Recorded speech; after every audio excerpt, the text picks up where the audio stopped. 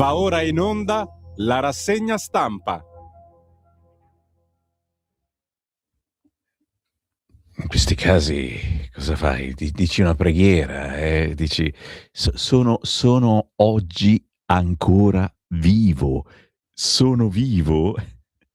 Allora, chi ci sta guardando in radiovisione chiaramente inizierà a toccarsi, no? Nel senso buono, perché oggi partiamo con questa bellissima pubblicità, non è la prima volta, di un'agenzia di pompe funebri, che naturalmente inquadra una bara e una mano che esce da una bara con annesso telecomando e la scritta: se arrivi alla fine del festival hai vinto tu.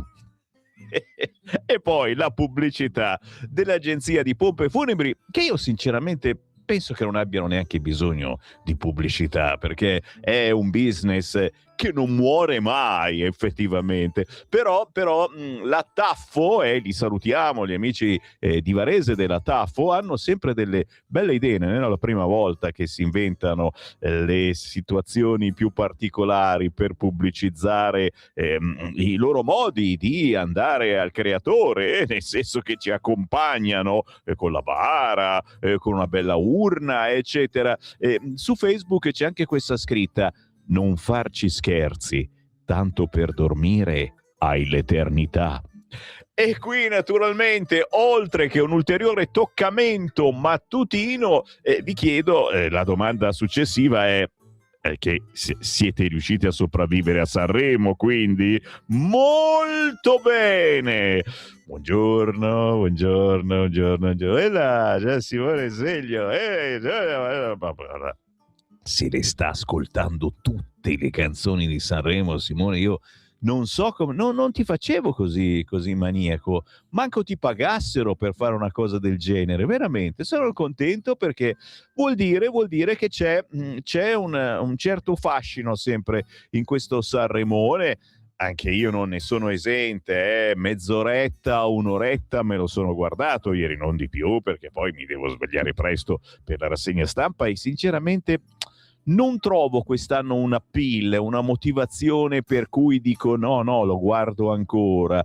Mi è spiaciuto per le nuove proposte, perché c'erano quei ragazzini con un nome tutto strano, non ce lo farò mai, aspetta, me lo ero scritto da qualche parte, perché mi ha scritto Beppe Stanco dicendo guarda questi sono miei, eccetera.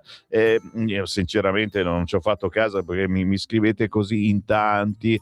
Blind Official erano, aspetta, i primi minuti, no, del Sanremo, praticamente potevi votare Blind, Elma e Sonico. Questi tre qua, ma erano due poi che cantavano, un ragazzino e una ragazzina, e che si guardavano negli occhi, ammiccavano, una cosa molto dolce, molto carina, molto giovanilistica, una canzoncina d'amore ma non troppo. Bella, mi era piaciuta e hanno perso, nel senso che non sono entrati poi nella finalissima. Va bene, poi basta, mi sono stufato sì, adesso c'è Achille Lauro, Dio mio, e lo stanno... Cioè, perché gli ho fatto complimento una volta, gli ho detto bravo, adesso ha fatto anche questa fondazione per aiutare i ragazzi disadattati, problematici, dico ma però adesso esageriamo, oggi è su tutti i giornali Achille Lauro, cioè la Pausini è una cacchettina che dà anche un po' fastidio, dice cose strane nel microfono, boh. Beh, chiaramente, signori, questa rassegna stampa, semmai è ancora una rassegna stampa, serve anche a questo, a sentire il vostro parere sul Sanremone nazionale. Per cui già da adesso chi è sveglio, chi è in grado, può farmi un whatsappino a Sammy Varino al 340 67 09 659, perché il bello di queste chiacchiere che facciamo insieme sta proprio qua, che ci possiamo divertire, oltre che fare informazione, oltre che parlare di cose brutte e terribili, oltre della solita politica, perché non è facile trovare anche la buona politica, è difficilissimo sui quotidiani, possiamo anche strapparvi un sorriso, perché no? Non si ride mai, o almeno loro ridono, ma in modo che noi non riusciamo mai a capirlo. Sul Manifesto è il nostro quotidiano di riferimento, il quotidiano comunista, il manifesto, avanti popolo. Dopo passo sul Libero, perché c'è la vecchiettina, ragazzi, che ha detto che era di sinistra, e questa cosa ha mandato in brodo di giuggiole a Sanremo, se non avete capito, in brodo di giuggiole la platea. Addirittura la platea, avete sentito che urlo così, perché sono tutti di sinistra quelli che vanno a Sanremo. Io non la sapevo questa cosa, ma non lo so, però adesso oggi c'è una bella polemicuzza. Si è arrivati in ritardo perché non era la serata di ieri, era quella dell'altro ieri, ma sui giornali va così. Comunque il manifesto titola, non poteva far altro, le catene, e si vede il tizio in bicicletta di Deliveroo. Sappiamo, almeno una volta nella vita dite la verità che avete ordinato la pizza o qualche cosa a casa e che vi è arrivato di corsa il signore un po' scuro di carnagione, sfruttato. Fatto sta, il manifesto titola giustamente le catene, paghe sotto la soglia di povertà, lavoratori puniti da un algoritmo, che uno non si può neanche incazzare con nessuno, capisci? È un algoritmo, una cosa finta. La Procura di Milano alza il velo sul caporalato digitale, a farne le spese almeno 20.000 rider del colosso Deliveroo. Nel mirino anche McDonald's, Esselunga e Burger King. Perché? Perché loro si servono chiaramente anche di queste persone. Il manifesto giustamente ci sguazza in questa cosa, ma ribadisco, ci stiamo sguazzando tutti quanti. Perché sfruttiamo queste persone continuando a ordinare le cazzate più pazzesche, eccetera?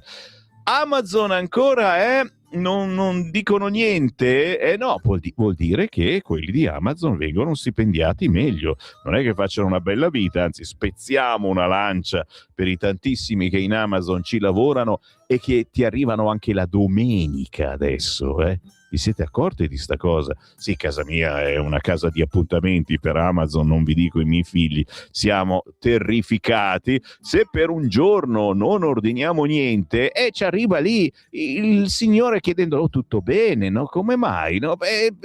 Si sono dimenticati, ma cacchiatine, roba magari da 2 euro, da 5 euro. Santa polenta. Parliamo anche di questo, certo. Certo. Andiamo sull'unità. Grazie a Roberto Salis che sentite in sottofondo, anzi alzamelo un po', fammelo godere, dai Roberto Salis, sentilo, senti. E vai. Questa è la base, se andate a bere qualcosa all'Ullapalooza di Milano è la base che vi trovate, perché c'è Salis dal vivo che suona. Che storia, ci è venuto a trovare questa settimana, lo riascoltate questa domenica intorno alle 14:30 c'è la replica della sua intervista. Si è tolto qualche sassolino dalle scarpe. L'unità, signori, l'unità è una denuncia gravissima. Per l'unità va fatta, sono d'accordo, se è un'ingiustizia bisogna sistemarla. Eccola, imprigionato e assolto invece di risarcirlo, lo deportano in Albania. Signori, i successi giudiziari del governo, così li chiama oggi il quotidiano L'Unità. Sì, praticamente lui era uno scafista, ma non era uno scafista, e insomma questo cittadino turco tenuto ingiustamente 28 mesi incarcerato in Calabria con l'accusa infondata di essere uno scafista senza nemmeno essere stato additato come tale da nessun migrante sbarcato. Lo hanno visto che guidava, si vede, però nessuno ha detto che era... Sto scherzando, però insomma, se l'hanno detto che era scafista, io capitano, come sempre quella menata lì. Insomma, è stato assolto per non avere commesso il fatto, appena scarcerato, però è stato rinchiuso nel centro per il rimpatrio di Caltanissetta, da lì deportato in Albania, perché sono aperti i centri in Albania, e qualcuno pensava fossero lì ancora tutti in vacanza i poliziotti. Appena osato chiedere ridatemi la mia roba qua, mi avete distrutto la barca, ridatemi i soldi, passaporto, ridatemeli, poi io torno in Turchia, sì, così riparti di nuovo, è impacchettato e spedito in Albania. E oggi il quotidiano L'Unità racconta questa storia, che è giusto raccontare. Se ci fosse qualche errore è giusto, ma chissà perché, non lo so, sono quelle robe che dici sì, chissà cos'altro avrà combinato. Attenzione, oggi sull'Unità torna a parlare Laura Boldrini. Solo per questo, signori, merita l'acquisto. Ditemi la verità che non vedete l'ora di rileggere Laura Boldrini, costa solo 1,50 € l'unità. A Gaza si sono spenti i riflettori e il genocidio continua, signori. Così Laura Boldrini sul quotidiano L'Unità. Ve l'ho detto, oggi è difficile. La vita sui quotidiani è difficilissima. Cercare una bella notizia? Per fortuna c'è il Secolo d'Italia. Stipendi, scatta l'aumento e vai per tutti. Natalia Delfino.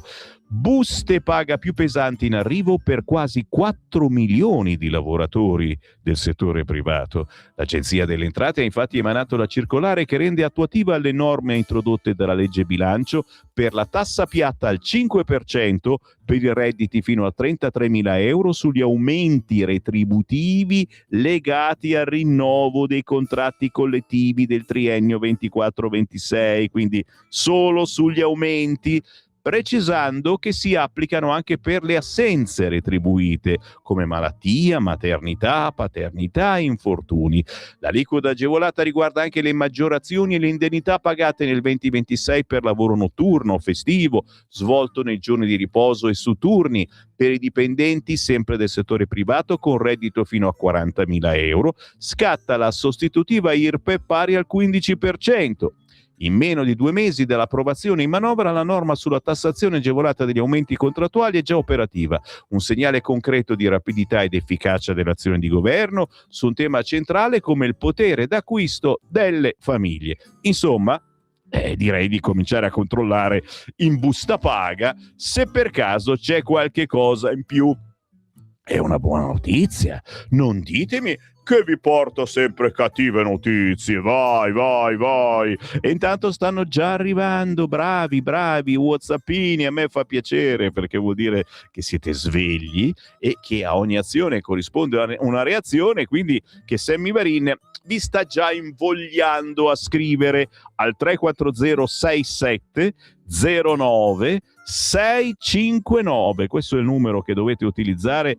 Mi raccomando, solo WhatsApp, non cercate di telefonare su questa linea che disturbate il nostro conduttore, non io, no, sto parlando del regista Simone che giustamente a quest'ora sonnecchia. 340 67 09 659. Il primo messaggio è ancora della notte. Good morning Sammy, perché mi pensate già la sera prima. Abbiamo fatto entrare milioni di cannibali, senti come li chiama questo. Anche Meloni e Piantedosi hanno fatto la loro parte e adesso cosa pretendiamo? Che a difenderci da questi cannibali siano gli educatissimi, delicatini e raccomandatini cadetti dell'Accademia?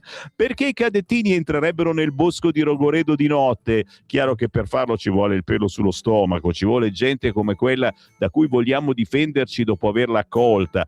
Piaccia o no, ci vuole gente come Centurrino. Se poi lui ci fa su qualcosa, si stende un pusher, chi se ne frega. L'importante è che faccia il suo dovere, difendere noi e i nostri figli, se no entriamoci noi nel bosco di Rogoredo.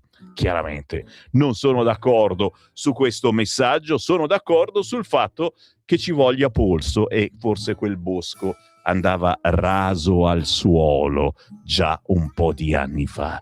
Ma poi chi glielo dice ai Verdi? Chi glielo dice?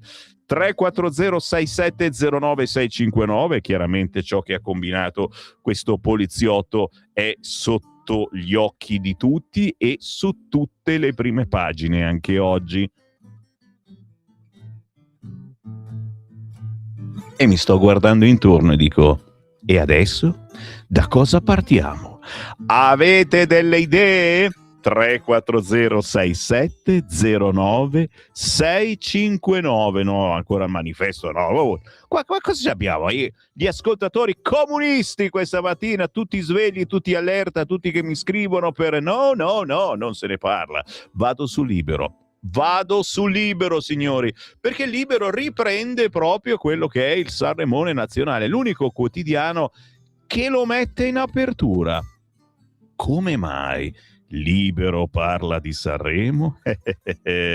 Perché Sanremo ha avuto uno spartito democratico, scrive Libero, cioè il PD stecca a Sanremo.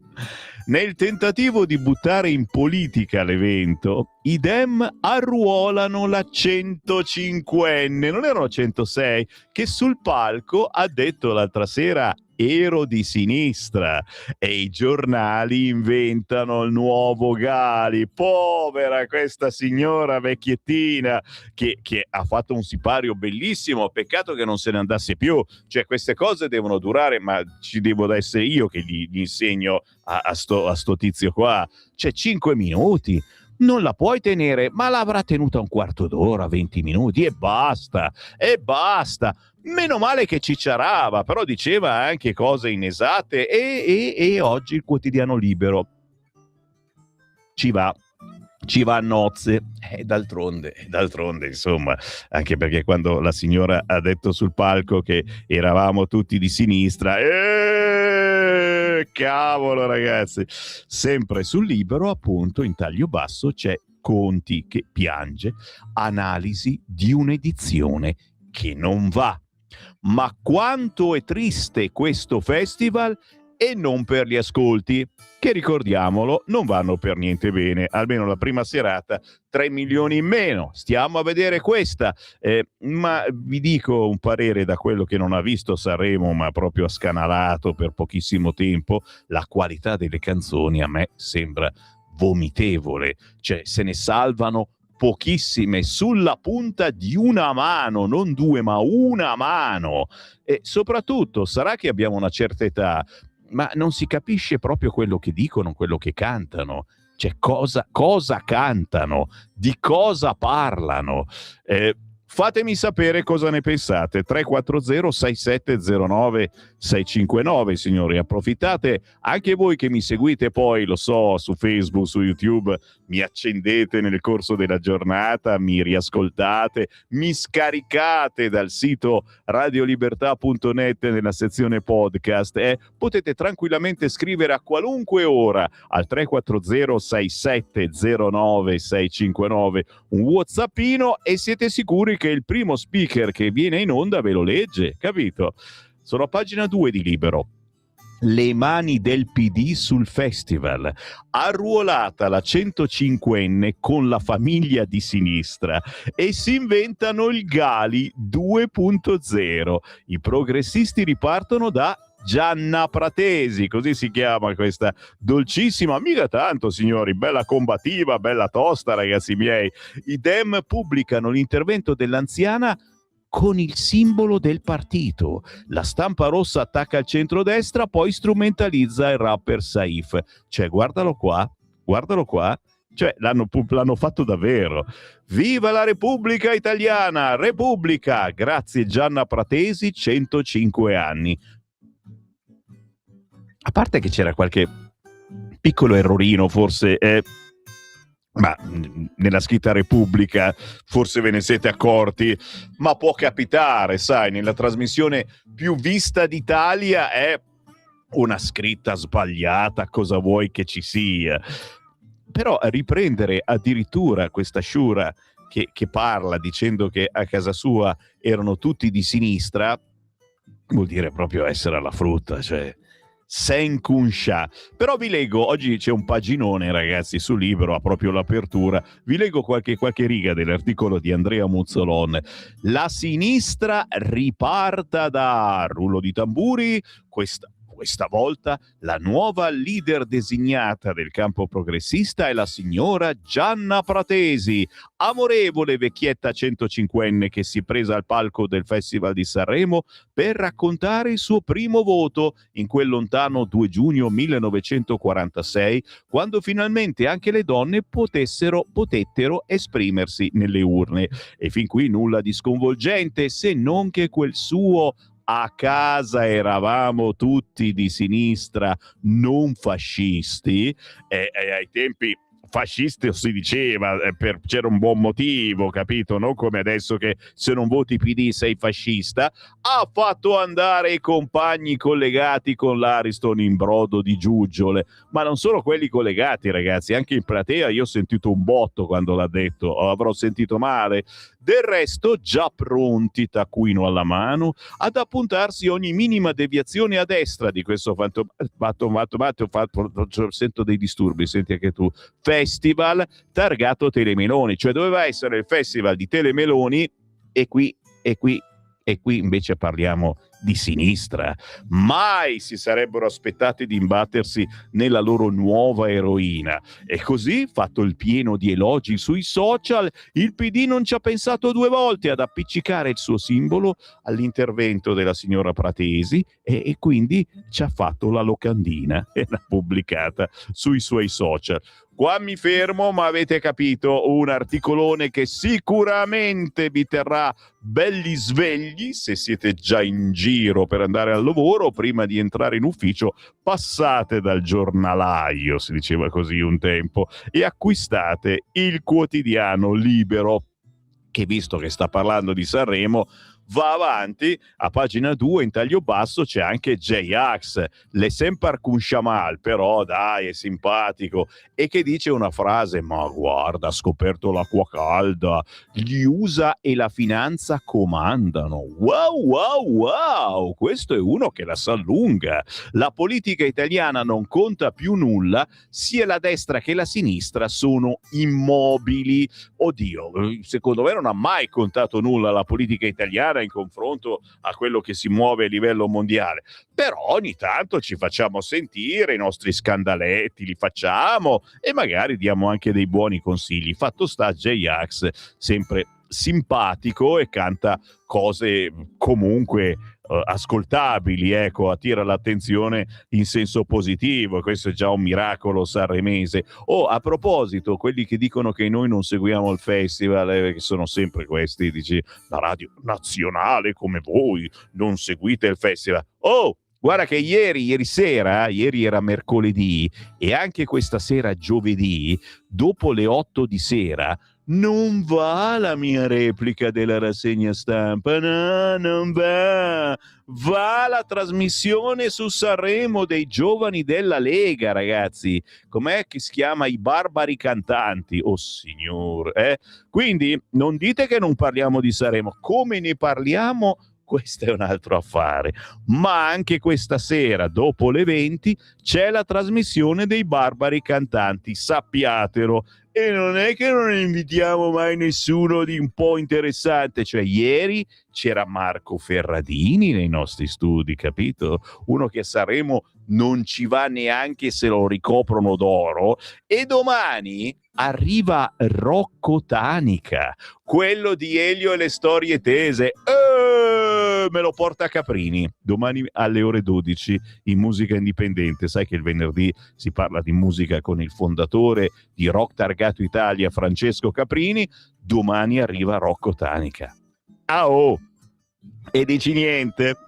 Siamo ancora su Libero, che vi dicevo come apertura oggi c'è Sanremo, e visto che non parlo mai di Sanremo, giustamente qualcosa vi dico, perché mette comunque i puntini sulle i. A proposito dello show della memoria che hanno scritto Repubblica, è molto laterronica secondo me, probabilmente c'era anche questo influsso, perché a Sanremo chiaramente adesso sono tutti da Roma in giù, e chi lavora per la Rai è romana, sono tutti lì, e questa è stata, lo so, abbiamo calato le brache, le mutande noi del nord, e ci siamo fatti riempire di questa gente chiudendo le nostre sedi Rai. Nelle sedi Rai giocano a ping pong che non ci sono più produzioni qui al nord, pochissima roba.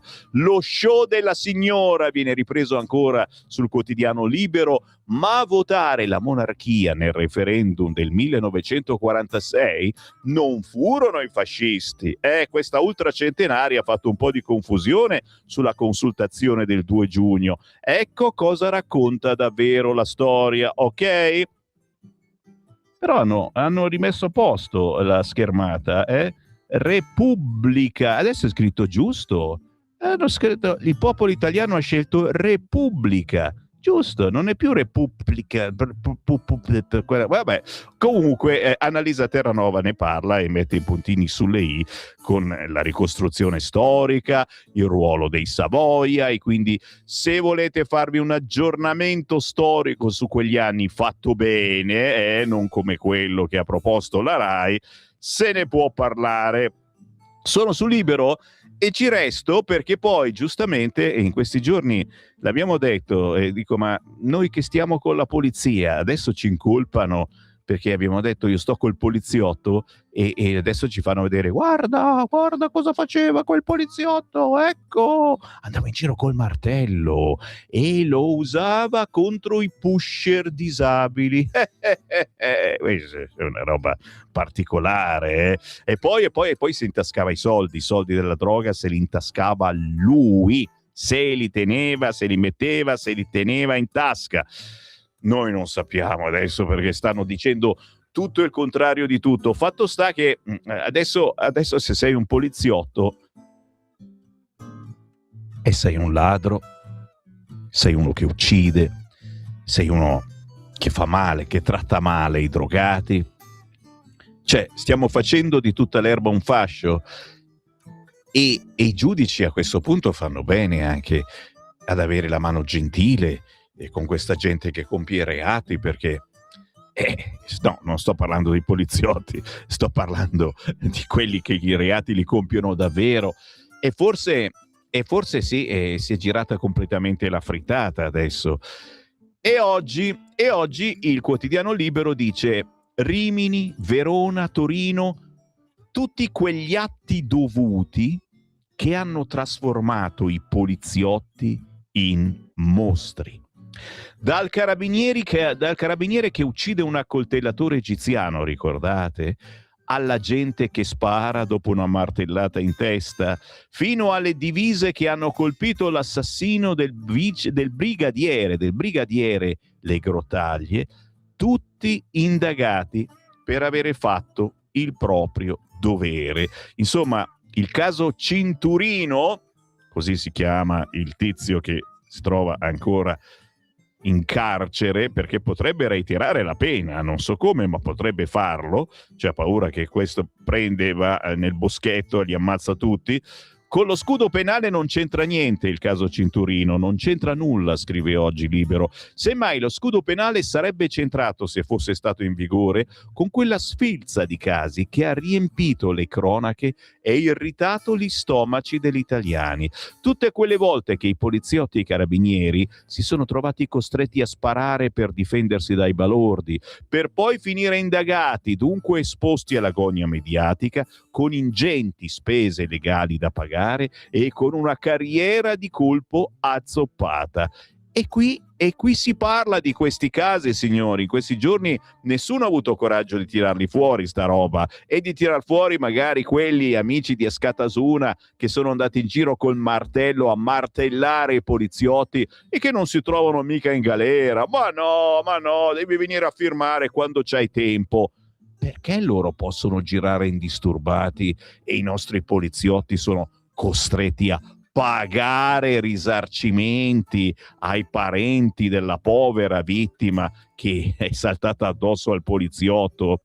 Prendiamo la storia di Luciano Masini, maresciallo della stazione dei carabinieri di Villa Verucchio Rimini. L'ultimo giorno del 2024 si trova davanti un egiziano che ha appena accoltellato 4 persone con una lama da 22 centimetri. Per evitare di fare la stessa fine, prima spara per terra e poi, col 23enne a meno di 1 metro di distanza, lo colpisce, finisce nel registro degli indagati per il classico eccesso colposo di legittima difesa. Il GIP nell'ottobre 2025 archivierà la sua posizione: nessun eccesso, sempre legittima difesa. Ci sono voluti 10 lunghi mesi per giungere all'ovvio. Ecco a cosa serve quel famoso scudo: fare in modo che se succede una cosa del genere non vieni inserito automaticamente nel registro degli indagati, ma in un altro registro. Santa polenta, non l'avete ancora capito? Tra poco ve lo rispiego.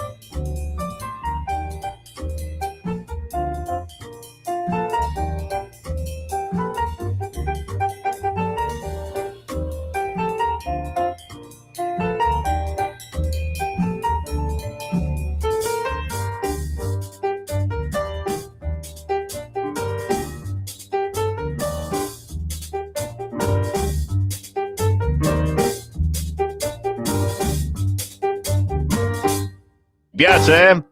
Roba buona, il nostro contro Sanremo quotidiano, lo facciamo da sempre, in questi giorni ancora di più, mettendo in onda roba buona sì, ma largo agli indipendenti, a quelli che non hanno le conoscenze, i soldi, il tempo di andare a Sanremo, certo una vetrina bellissima, stupenda, tutto quello che vuoi, ma meritano di essere conosciuti come Eleonora Del Grosso. È lei, la pianista, compositrice, insegnante e scrittrice di The Bridge, il pezzo che abbiamo appena ascoltato. Suo è il saggio La filosofia dello swing, in cui esplora il legame tra la musica jazz e il pensiero estetico filosofico. Roba grossa. Eleonora Del Grosso, appunto, il pezzo The Bridge. Nella rassegna stampa di Sammy Varin, con il buongiorno rinnovato a voi che mi avete appena acceso, magari tenendomi in background in ufficio mentre state duramente lavorando. Stavo sbirciando l'apertura del sito internet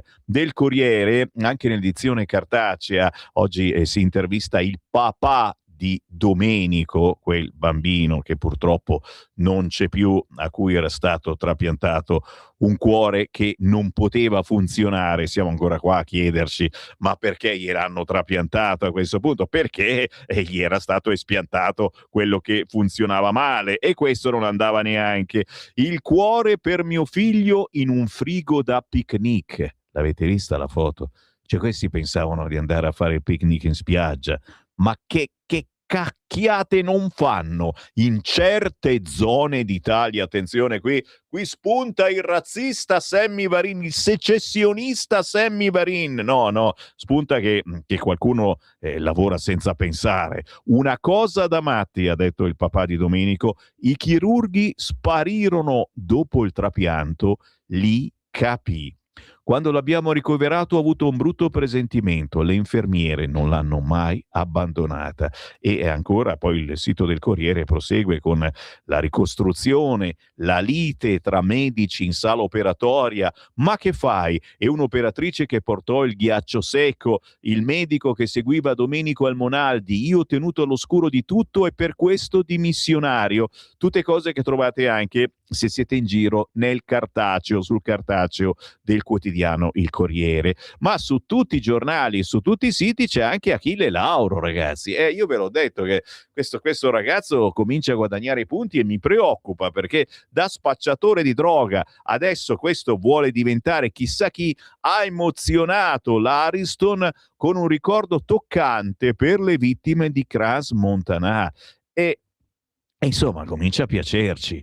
E a Sammy Varin, che gli piace Achille Lauro, mi guardo le spalle, non me l'aspettavo neanche io, rimango a bocca aperta. Ma no, teniamola aperta la bocca per leggere i vostri WhatsApp, lo sapete, ogni mezz'ora do una sbirciata ai tantissimi, mamma quanti siete che avete scritto al 340 6709 659 un vostro pensiero appena svegli su qualcosa che vi ha colpito tra le ultime notizie, qualcosa che avete guardato a Sanremo, qualunque cosa che vi giri per la mente, voi scrivetemela che io la leggo. È uno schifo la campagna di Radio 24 che porta avanti le motivazioni dell'Associazione Antigone contro il decreto Caivano, che ha aumentato il numero di minori stranieri non accompagnati nelle carceri minorili, come se la causa fosse stato il decreto e non il fatto che delinquono. Allora ritengo che i minori stranieri non accompagnati che delinquono devono essere accompagnati al loro paese, ci scrive Marcello. E poi c'è un messaggio audio, sentiamolo. Buongiorno a tutti, buongiorno Sammy, sono Albino, buona giornata. Speriamo che oggi la giornata sia meglio di quella di ieri, ma comunque fa niente, dai. No, l'unica cosa che mi lascia un po', non tempo perplesso, non voglio dire incazzato, perché non è logico che io mi incazzo già al mattino. Ma no, ma guarda. Ma com'è la storia? È successa la disgrazia di Rogoredo senza entrare nei particolari. Le subito quanti sondaggi il no è al 53%. Ma sì. che cacchio c'entra che la riforma della giustizia con questa triste vicenda? Cosa c'entra? O gli italiani sono totalmente rincoglioniti, va bene, perché tu non puoi cambiare in questa maniera con delle percentuali esagerate dal 40 rotti passi al 50, ma dai, ma per cortesia, per conto mio, almeno questo è quello che io penso, poi sarà sbagliato, qui c'è qualche movimento sotto, nel senso che anche i giornali stessi, i giornali di parte, cercano di influenzare l'opinione pubblica in questo modo e dicono: vedete, i no stanno salendo. Allora la gente che non capisce una fava, che non si informa manco a piangere in cinese, a quel punto dicono: hai capito, allora è vero, quindi se tanta gente vota il no, allora votiamo anche noi, come i pecoroni, no? Le pecore, bisogna stare dietro al gregge, ma cose da pazzi, dai, vabbè, va. Buona giornata. Grazie, ciao. caro. Semplicemente quel referendum che, vi ricordo, potreste anche andare a votare se avete voglia il 22-23 marzo sulla giustizia, è un po' una cartina di tornasole sul governo. Come sta lavorando il governo? Ha fatto una riforma che dovrebbe migliorare la giustizia. La vogliamo provare a votare? Votiamo sì. Non la vogliamo votare? Non andiamo a votare? Attenzione, perché poi decidono gli altri. Noi la votiamo, ma diciamo no, e vuol dire che vi va bene così come sta andando questa giustizia. E il rischio c'è effettivamente a non votare o a votare no. WhatsApp al 340-6709-659. Ciao Sammy, una volta si diceva tutto è perduto fuorché l'onore, oggi mi sembra di avere perso tutto. Tempi duri ma ce la faremo. È vero Enzo? No, ce la facciamo senza fallo, però sai, molte volte leggendo i quotidiani è dura. Per fortuna che hanno messo qua Sammy Varin, insomma, che a un certo punto la prendiamo con filosofia. Ho detto la prendiamo, non la prendiamo. A proposito, è sempre valido l'appello, a proposito di referendum, se volete ricevere la canzoncina che insegna perché votare sì al referendum sulla giustizia, scrivetemi 340-6709-659, mettete un WhatsApp con scritto la voglio, la canzoncina intesa, e io ve lo invio, ok? Mi scuso con quelli che magari la riceveranno la canzoncina 2 o 3 volte, perché poi io la mattina lo invio a tutti quanti, sono San Francesco proprio, però vi assicuro merita, soprattutto da far girare in queste ultime settimane prima del 22-23 marzo, per convincere chi ancora è indeciso. Ciao Sammy, premetto che il festival non lo guardo di default, ma mi è bastato vedere 5 minuti la prima puntata e mi è capitata la vecchietta sinistroide. La seconda puntata ho guardato altri 5 minuti e ho visto un festival moscio, con questa Pausini poco empatica, vestita sempre di nero. Beh, Telemeloni, scusa, per carità, meglio Netflix, ci scrive Dani. Sì, ma Dani, mi è sembrato anche a me un po' moscettino. Cioè, allora, quando c'erano Fiorello Amadeus non mi piacevano perché sembrava che ridessero per i cacchi loro, cioè ridevano di cose che non, però ridevano, alla fine ridi anche tu, dici quanto sono scemi, cioè ma si facevano la loro trasmissione, la loro radio tra di loro, e questi invece non si fanno proprio niente, sono lì che tirano a campà e guadagnando anche probabilmente un fracco di soldini, e al momento non c'è ancora nessun botto. Buongiorno, poi i nostri negozi chiudono se si comprano anche le scemate su Amazon. Che questa cosa non so perché mi sa di una roba, una piccola velata critica sul sottoscritto Sammy Varin, perché ho detto prima che ogni giorno mi arriva qualcosa da Amazon. Sì, ma io compro le cose da 2 euro, da 5 euro, capito? Che mi arriva lì il neretto dicendo oh ma sei un barbone, straccione, c'è, capito? Anche perché non c'ho tempo di andare tutti i giorni a comprare la penna in cartoleria, c'è Guminga Temp, però ci mancherebbe. Sacro Amazon, assolutamente. WhatsApp al 340-6709-659, se avete qualcosa da dire fatelo adesso. Saremo cosa? Televisione cos'è? Aia, questo è Marco il bacchettone. Chi è causa del suo mal? Io non ordino mai nulla, vado nei negozi, spendi di più, sì, ma compri con più raziocinio. Bravo Marco, assolutamente. Oh signor, vi ho eccitato già di prima mattina dicendo che vado su Amazon, ma non sono io, devi educare meglio i tuoi figli. Bravi, mi prendo la critica, me la prendo. Il popolo italiano aveva scelto monarchia per Roma in giù, dittatura per Roma in su. dittatura per Roma in su, scrive sempre Marco. Ma tu parlare di cose serie no? Mandiamo i magistrati nel boschetto, a parte che magari ci vanno già a comprare qualcosa. No, quello non si trova su Amazon ancora. Sammy, buongiorno. Innanzitutto, perché il nome proprio della mela marcia della polizia non viene mai citato dai media? Si chiama Carmelo. Poi non sarà una mela marcia a farmi ridurre il rispetto e la gratitudine verso tutti gli uomini e le donne in divisa. Brava Luciana da Muggiò, che mi dai la forza di rituffarmi con coraggio sui quotidiani del giorno, perché effettivamente ci sono cose buone anche tra le cattive notizie. E ad esempio, sempre a pagina 4 di Libero, quando si fanno gli esempi di quegli atti dovuti che certi giudici, è il motivo per cui anche bisogna andare a votare il referendum, rifilano ai carabinieri, ai poliziotti che si difendono, si sente poi il legale di Cinturrino. Carmelo, però lo chiamano Cinturrino. L'assistente capo resta in carcere. Il legale dice: anche il pusher deve pentirsi. Il GIP, l'indagato da Libero, potrebbe minacciare testimoni e colleghi. L'avvocato dice non è un delinquente. Fatto sta che Carmelo Cinturino resta in carcere. Il GIP di Milano non ha convalidato il fermo per l'assenza del pericolo di fuga, ma ha riconosciuto gravi indizi di colpevolezza e un rischio concreto di reiterazione e inquinamento probatorio. Nero su bianco anche il giudizio sulla personalità negativa dell'indagato e su una condotta che denota un quadro dimostrativo allo stato di insussistente capacità di autocontrollo. E insomma, questo era una bestia.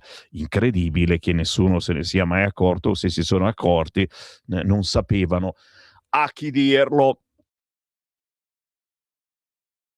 E chiaramente questi dubbi, se vengono a noi, ti puoi immaginare, su giornali tipo Repubblica, no, La Stampa oggi no, è in sciopero perché ancora non hanno capito a chi vanno, chi ci compra, A noi di Radio Libertà non ci compra mai nessuno, loro non hanno che l'imbarazzo della scelta e vogliono sapere a chi va La Stampa.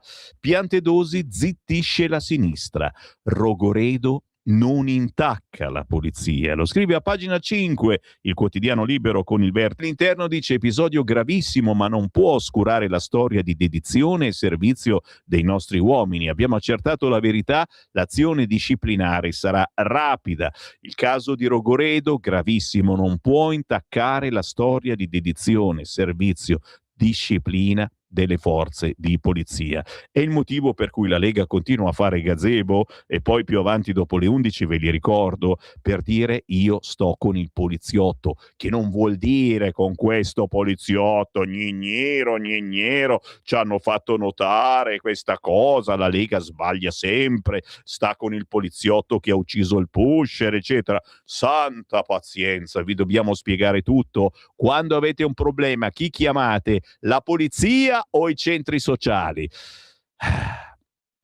Dopo il caso Cinturrino, i veri problemi di Rogoredo sono il degrado e lo spaccio.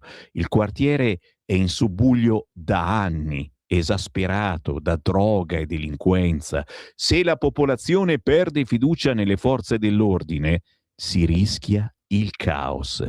Proprio per questo qualcuno di voi me lo dice, ma perché, visto che costruiamo così tante cose, anche brutte, sbagliate a Milano, perché non costruiamo qualcosina a Rogoredo e radiamo al suolo, insieme anche ai verdi, a tutti i gretini, eccetera, il bosco di Rogoredo? Punto di domanda, stiamo scherzando. Ci hanno provato in tutti questi anni, chiaramente, ne hanno fatto di retate, tutto qua, ma poi tutto ritorna come prima. Pietro Senaldi scrive questo importante articolo per far capire, forse l'avete visto in qualche servizio TV, ma sono in pochi che poi vanno a intervistare le persone che ci abitano. E il problema di questa zona di Rogoredo è che è ben collegata con il resto del mondo, quindi arrivano da tutta Italia in questo incredibile negozio nel boschetto che vende le sostanze più varie e variegate. Oh, gli abbiamo fatto pubblicità. Intanto a Roma Algerino aggredisce i vigili, tanto per, e speriamo che i vigili non si siano difesi, mica che scappa un colpo e si mettono nei guai. Attenzione, c'è il decreto sicurezza, quindi l'iscrizione non sarà automatica. Questo non vuol dire che non si debbano fare le indagini, e il caso, in questo caso con Cinturrino Carmelo, è che le indagini le hanno fatte direttamente i suoi colleghi. Altra polemica, quella dei pescatori a Lampedusa. Perché a Lampedusa non si pescano più pesci, ma si pescano, tu dici cadaveri, quelli li pesca Avvenire, perché li vede da tutte le parti, questi cadaveri dei poveri migranti. Scherzo anche sulla morte, ma oggi abbiamo cominciato con la pubblicità delle bare e quindi riascoltatevi l'inizio della rassegna stampa, ve la siete persa. No, scherzi a parte, a Lampedusa si pescano barche di migranti affondate. 2 pescherecci sono stati costretti a tornare in porto dopo che alcuni relitti si sono incastrati nelle loro reti. Non è una novità, ma il mare in quella zona è strapieno di relitti e quelli che non affondano sono tutti lì nel porto. Sequestrati, è certo. E poi l'Unità mette in prima pagina è quello che sta aspettando la sua nave per tornarsene in Turchia, e tutti ci chiediamo: ma se gli restituiamo la sua nave con cui ha portato un bel po' di migranti, che cosa mai farà in Turchia questo quando ci ritorna? Tan, ta, ta, ta. Siamo sempre sul Libero, ragazzi. Ho cominciato così e proseguo anche perché è pieno di belle emozioni. Anche la CGIL attacca fanpage e apre lo stato d'agitazione. Dopo la multa da 8 milioni dell'INPS, il sindacato dice: aspettiamo da 40 giorni una vostra convocazione per discutere di stipendi, incentivi e ferie. Chissà se pure questa volta cancellato darà la colpa alla destra, ne scrive Fabio Rubini. Se vi affascina è interessante, ma a me affascina più il centropagina. Roma, la Lega insiste con Rinaldi sindaco. Si è svolta l'assemblea del Carroccio del Lazio. Il Carroccio pungola il centrodestra nel designare il nome del candidato sindaco di Roma e rilancia il nome di un signore che voi conoscete bene perché è stato ospite, lo è tuttora molto spesso su queste frequenze, l'ex europarlamentare della Lega Antonio Rinaldi. Nel corso dell'assemblea regionale della Lega del Lazio, si legge nella nota finale della Lega, è stato più volte ringraziato Antonio Rinaldi per essersi messo a disposizione del partito come candidato sindaco alle prossime elezioni amministrative di Roma Capitale. Sarà questo il profilo che la Lega porterà al tavolo del centrodestra, auspicando di incontrare la coalizione il prima possibile per decidere il nome da sostenere.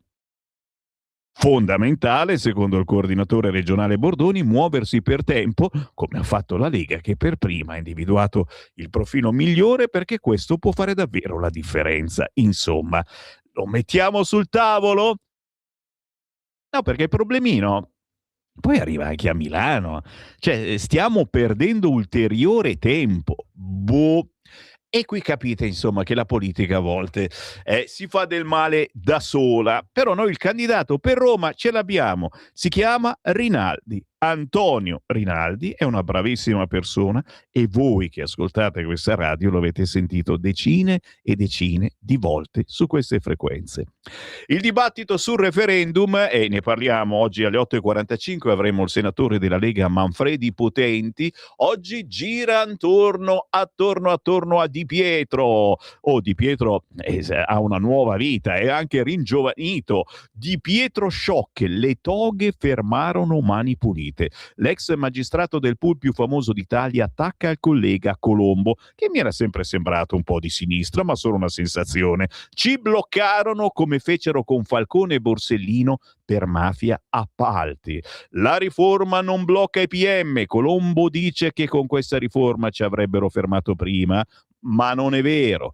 Le responsabilità dei magistrati, questa idea che la politica ferma la giustizia per come l'ho vissuto io, non è vera. L'allarme di Berrino, Fratelli d'Italia, è inquietante quello che dice Di Pietro, una ragione di più per votare sì. Fatto sta che con Elisa Calessi se ne parla quest'oggi sul quotidiano Libero. Anche la vicenda Nordio-Conte, Conte-Nordio sta affascinando i giornalisti. Il faccia a faccia di ieri, Nordio inchioda Conte, basta bugie sulla riforma. Il guardasigilli, dopo che avrà vinto il sì, apriremo un confronto in Parlamento. L'ex premier dice potevate farlo prima. Questo e d'altro, 8:45, parliamo di referendum con Manfredi Potenti. Questa è una notizia che può riguardare molti di voi. Si fa male a casa in smart working? Riconosciuto l'infortunio sul lavoro. Il caso di Padova è il primo del genere in Italia. Dipendente dell'università si frattura la caviglia durante la chiamata da remoto e vince il ricorso in tribunale. Le saranno rimborsate le spese mediche e accreditata l'invalidità. Chiaramente tutti ci chiediamo come abbia fatto a fratturarsi la caviglia mentre era in collegamento da remoto, ma questo è secondario. Stava comunque lavorando. A Bergamo uccise Sharon per noia, ergastolo per Sangare. E c'è qualcuno chiaramente che lo sta anche difendendo, sono pagati sempre da noi per farlo, ma giustamente l'ergastolo se lo merita. E poi anche su Libero, ispezioni anche da McDonald's, Burger King, Esselunga, controllo giudiziario su Deliveroo, caporalato su migliaia di rider.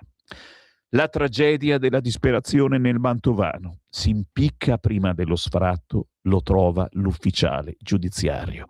A trovarlo lì in casa sua senza vita è stato l'ufficiale giudiziario che doveva notificargli un decreto di sfratto. Casalmoro, provincia di Mantova, le 11 del mattino di ieri. Non lo sa, non può saperlo questo funzionario pubblico che con una cartellina in mano sta bussando a casa di un uomo di 56 anni, un operaio separato e con 2 figlie, che dentro quell'abitazione si è consumato il dramma più doloroso di tutti. Pigia sul bottoncino del citofono, non riceve alcuna risposta. Bussa al portone, non gli apre nessuno, però quell'uscio si scosta leggermente, quindi forse un po' titubante, chiedendo permesso, annunciandosi ad alta voce, perché si fa così, decide di entrare. È quel momento che si trova di fronte all'inquilino. Si è appena impiccato. A questo punto l'ufficiale giudiziario fa l'unica cosa che può, si attacca al telefono, chiama i soccorsi, allerta le forze dell'ordine. I primi non possono purtroppo far altro che constatarne il decesso di questo 56enne. I secondi, cioè i carabinieri della stazione di Castel Goffredo, i colleghi del nucleo operativo, iniziano a investigare per ricostruire l'esatta dinamica di quanto avvenuto. In quest'ottica predispongono i rilievi del caso. Chiaro che non è la prima volta che succede una cosa del genere e vorremmo tanto che si potesse davvero evitare. Siamo sempre sul Libero, sì, lo sto finendo di girare insieme a voi. A pagina 19, la Cassazione nega la libertà condizionale, Chico Forti resta nel carcere di Verona. Il 67enne condannato all'ergastolo negli USA può già uscire per lavorare e visitare l'anziana madre.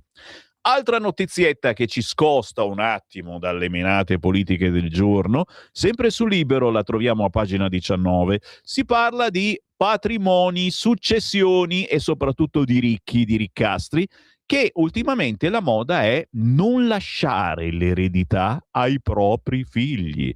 I ricchi che non lasciano l'eredità ai loro figli, così imparano a vivere. L'ultimo è Sting, troppi soldi toglierebbero la spinta per trovare la propria strada. Da Craig a Bill Gates, da Feltri a Barbareschi, gli esempi sono tanti. Sarò padrone di donare ciò che ho risparmiato a chi cacchio desidero e non a quelli che ho messo al mondo? Li ho mantenuti fino a maggiore età, fatti studiare, attrezzati ad arrangiarsi per campare decentemente, tuonava Vittorio Feltri sul Libero qualche anno fa, a proposito di suo figlio.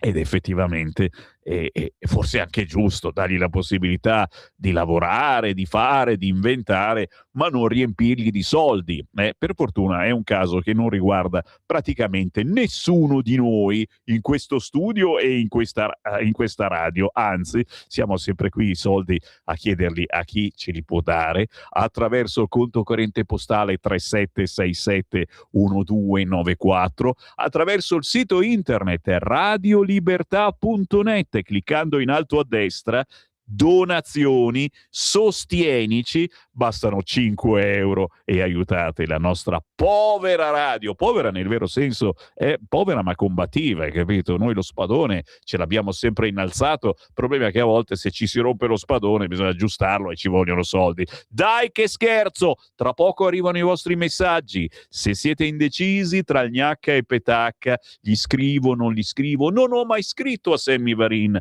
fatelo oggi, 340 67 09 659. Tra poco leggo i vostri WhatsApp.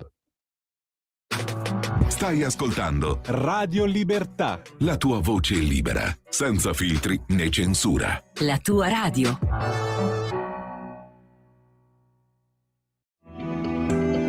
Il meteo.it presenta le previsioni del giorno.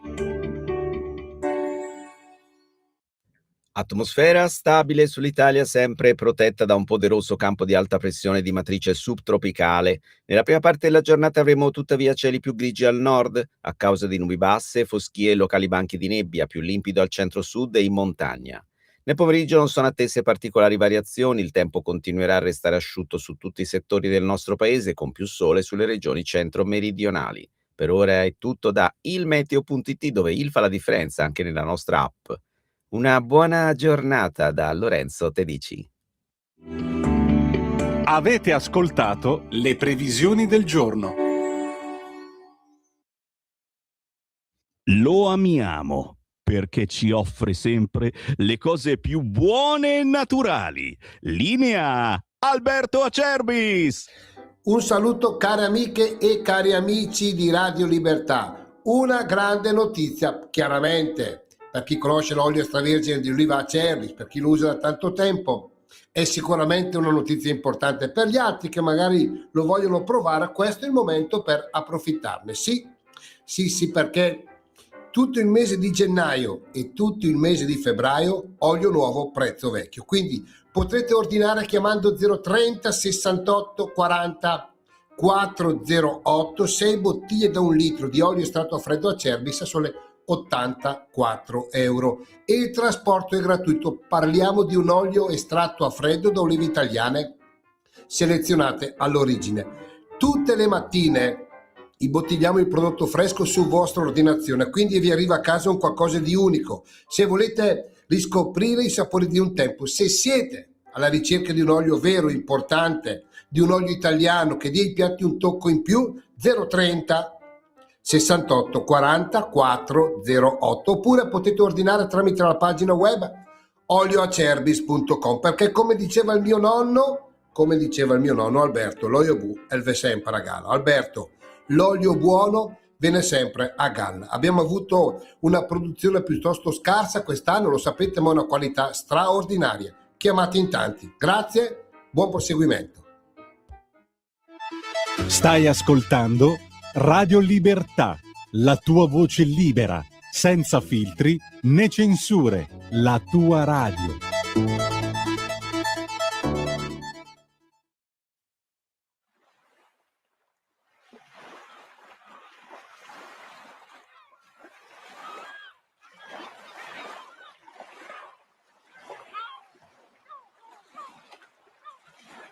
Io ho visto una sera sulla riva del mare, negli occhi tuoi profondi ho iniziato a navigare.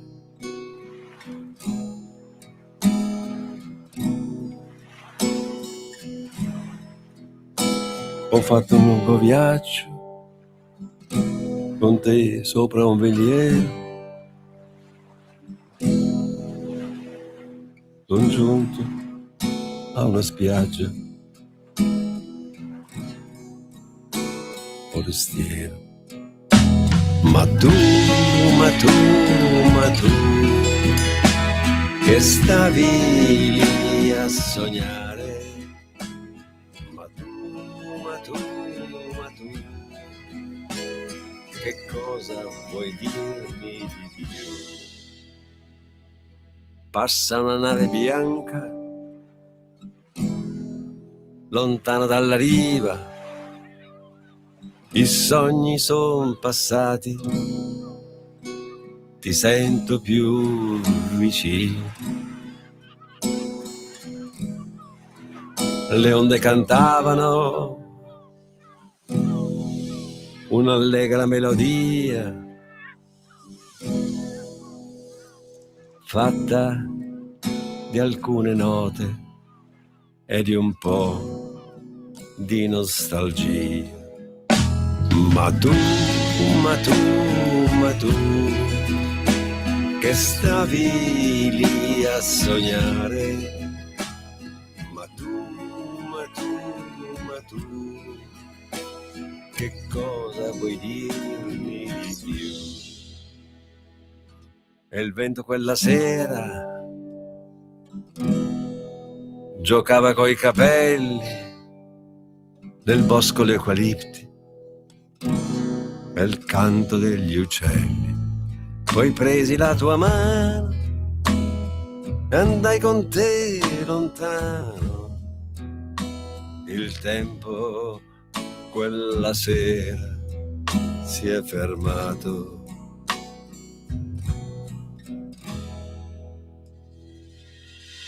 E venne giù la notte e caddero le stelle nel bosco silenzioso.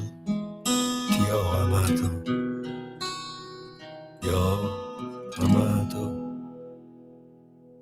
Ma tu, che stavi lì a sognare. Ma tu, che cosa vuoi dirmi di più?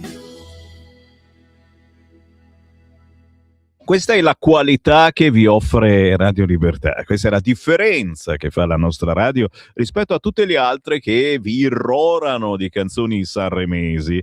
Noi trasmettiamo questo, Song for Rebecca, lui è Detto Ferrante, un cantautore, il cantautore più anziano d'Italia, classe 1932, che è stato ospite venerdì scorso nei nostri studi. Song for Rebecca di Detto Ferrante, una ballata d'amore intima e raffinata, eseguita principalmente con chitarra e voce, che potrete riascoltare cercando Detto Ferrante Anguissola semplicemente su YouTube. Con il buongiorno rinnovato, la voce di Sammy Varin, certamente siamo in diretta nazionale sulla Radio DAB, ma siamo anche su Facebook, su YouTube, sul sito radiolibertà.net e soprattutto siamo con voi in qualunque momento del giorno e della notte per darvi una controinformazione puntuale che si unisce ai vostri messaggi WhatsApp al 340 6709 659. Sammy ricorda ai romani che dove amministra la Lega i cittadini riscontrano l'enorme differenza con i predecessori, quindi un professore di grandi qualità comprovate come Antonio Maria Rinaldi darebbe nuova linfa alla città, che ultimamente trova scontenti anche i turisti. Vero, ma soprattutto, ragazzi miei, a Roma manca un sindaco di centrodestra da troppo tempo, mentre a livello regionale si muove qualcosa, a Roma città, e sai, tutte le grandi città sono ancora amministrate dalla sinistra che ha questo imprinting, le cacchiate che fa in una città poi le esporta anche nelle altre. A proposito di cacchiate, qualcuno giustamente mi ha ricordato, siccome oggi lo stiamo incensando dappertutto, e certo Achille Laura, I love you, Achille Lauro, I love you, e qualcuno mi ricorda, in questo caso c'è qualcuno di Striscia la Notizia, che ricorda che cosa ha combinato Achille Lauro in passato, questo non mi riguarda, quell'altro no, e sto cercando effettivamente qual è il video giusto, me l'hanno spedito in questo momento, e comunque, era il video in cui ecco, ti ammazzo scemo, video shock di Achille Lauro che se la prende con un fan durante un suo concerto. Non mi cagare il cazzo che ti ammazzo, gli ha urlato. Hanno trasmesso su Striscia la Notizia. Deficiente, ragazzino, le buschi, ragazzino di merda, ragazzino stai zitto, accuccia, sferra calci. E vabbè, ma diciamo che questo succedeva, dai ascoltatore, questo succedeva 10 anni fa, e poi Achille Lauro è migliorato, ha deciso di aprire appunto un aiuto per tutti questi ragazzi, magari quelli stessi che ha preso a calci eccetera, e quindi adesso comincia a piacerci, insomma. 340 6709 659. Grazie, vediamo dove mi portate. Mi spiace, sono orgogliosamente boomer per giudicare le castronerie musicali di Sanremo. E ancora, sai qual è il lieto motiv attuale dei sinistronzi? Lieto è il light motiv attuale dei sinistronzi sugli atti dovuti per indagare su eccessi di legittima difesa o assoluzioni assurde? Dicono che è il governo a legiferare leggi piene di errori che i magistrati applicano, capito? Cioè i magistrati sono buoni, le applicano queste leggi. Guarda, mi viene da ridere, anzi da piangere, e sai cosa faccio?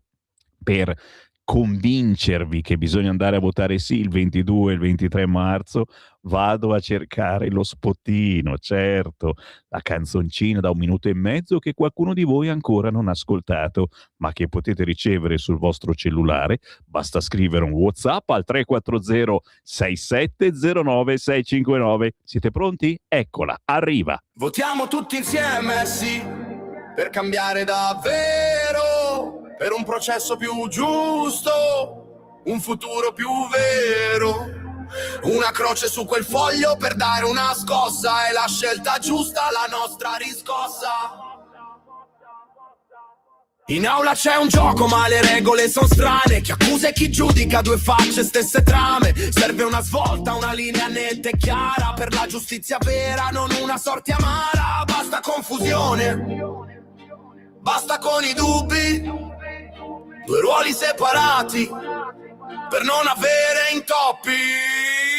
Votiamo tutti insieme, sì, per cambiare davvero, per un processo più giusto, un futuro più vero. Una croce su quel foglio per dare una scossa, è la scelta giusta, la nostra riscossa.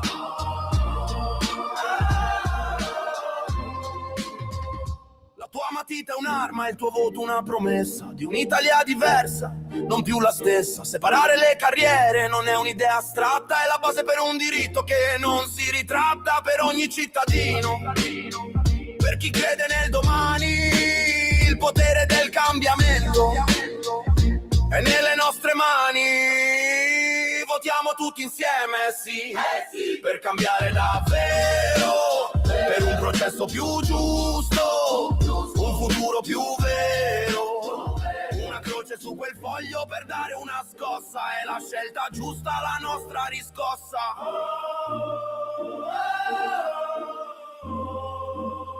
22-23 marzo, il referendum sulla giustizia, è il caso di votare sì. Se volete ricevere questa canzoncina, scrivetemi al 340 6709 659. Anche voi che mi seguite indisperata, stavo dicendo, il pomeriggio, la sera, la notte, scrivete un WhatsApp, perché il primo che arriva in studio ve lo fa avere. 340 6709 659. La voglio, mi scrive Ornella. Ornella, cara Ornella, l'avrai. Ciao Sammy, mandami la canzoncina, ma certo, l'avrete. Prendiamola pure con filosofia, ma non facciamoci fregare, andiamo a votare sì, stiamo aspettando questa riforma da una vita, ci scrive Mario.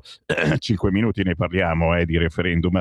Controlli obbligatori su uso di stupefacenti su forze dell'ordine, autisti e sanitari, mi scrive questo ascoltatore. Io aggiungo anche sui politici, mi pare che in passato ci abbiano provato, lo stesso Salvini lo aveva proposto. Graziella, io non vorrei sapere niente del festival, ma se me lo propinano a tradimento su tutti i canali. E da quando la destra tenta di governare, io ho mal di stomaco causato dagli attacchi su tutto della sinistra e delle sentenze dei magistrati rossi, è vero?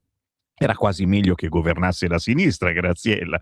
Boschetto di Rogoredo, è una settimana che Del Debbio si smarona tutte le sere e forse la nuova politica del Berluschino per dire no al referendum e ingraziarsi i giudici. Tan, ta, da, da. E poi c'è un altro audio, sentiamo che cosa dice. Buongiorno Sammy. Buongiorno. Io credo che il problema non sia tanto l'errore commesso da Salvini. Il problema è che Salvini è un vice primo ministro, il segretario di un partito e che dovrebbe avere quel minimo di intelligenza politica per non fare ste cazzate qui, perché sono lì che aspettano quello.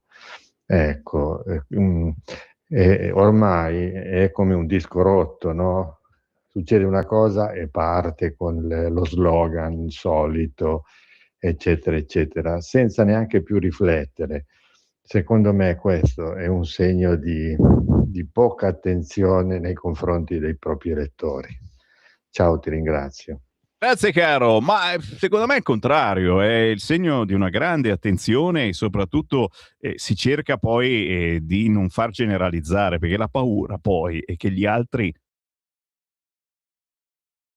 generalizzano, cioè dico ecco vedi, sono tutti così, i poliziotti vanno a chiedere i soldi ai pusher, si fanno dare la droga, eccetera. Ci sono dei casi, sono le mele marce, sicuramente, ce le togliamo, ma noi dobbiamo stare con la polizia, altrimenti stai con la mafia e con i centri sociali. Sappilo.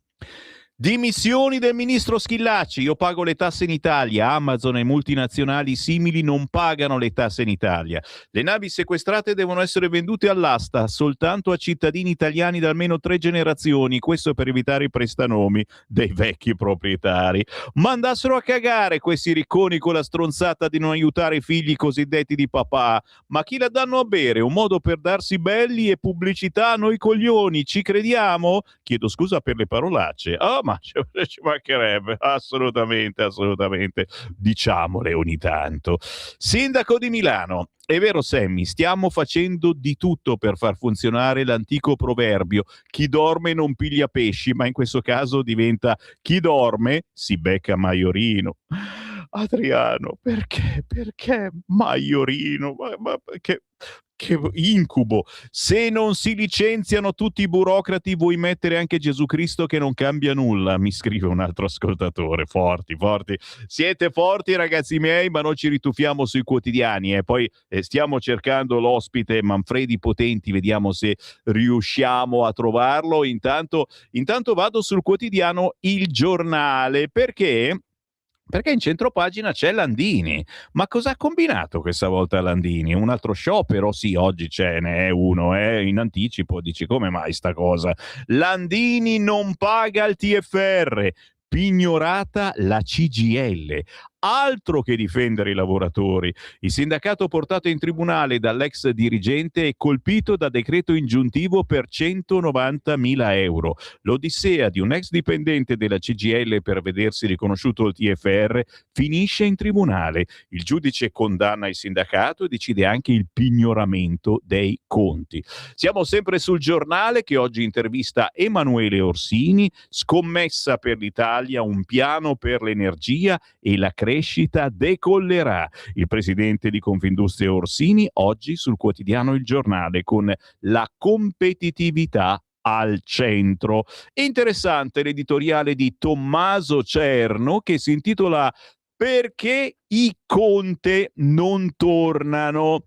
Alla faccia dell'appello del Colle ad abbassare i toni, un funambolico Giuseppe Conte torna in scena dopo aver dribblato l'aula del Senato e il dibattito sul bordo peace di Trump, che ai tempi del governo giallo-verde annoverava Giuseppi tra i suoi fan d'oltreoceano, e come prima cosa la spara grossa dritta in faccia al guardasigilli Carlo Nordio. Cosa dice? Dice testualmente che il governo sta realizzando un disegno di politica criminale, riferendosi alla riforma della giustizia attesa da 30 anni, e votata in doppia lettura dalle due Camere secondo i sacri, quando garba la sinistra, principi dei sacri, quando garba la sinistra, padri costituenti.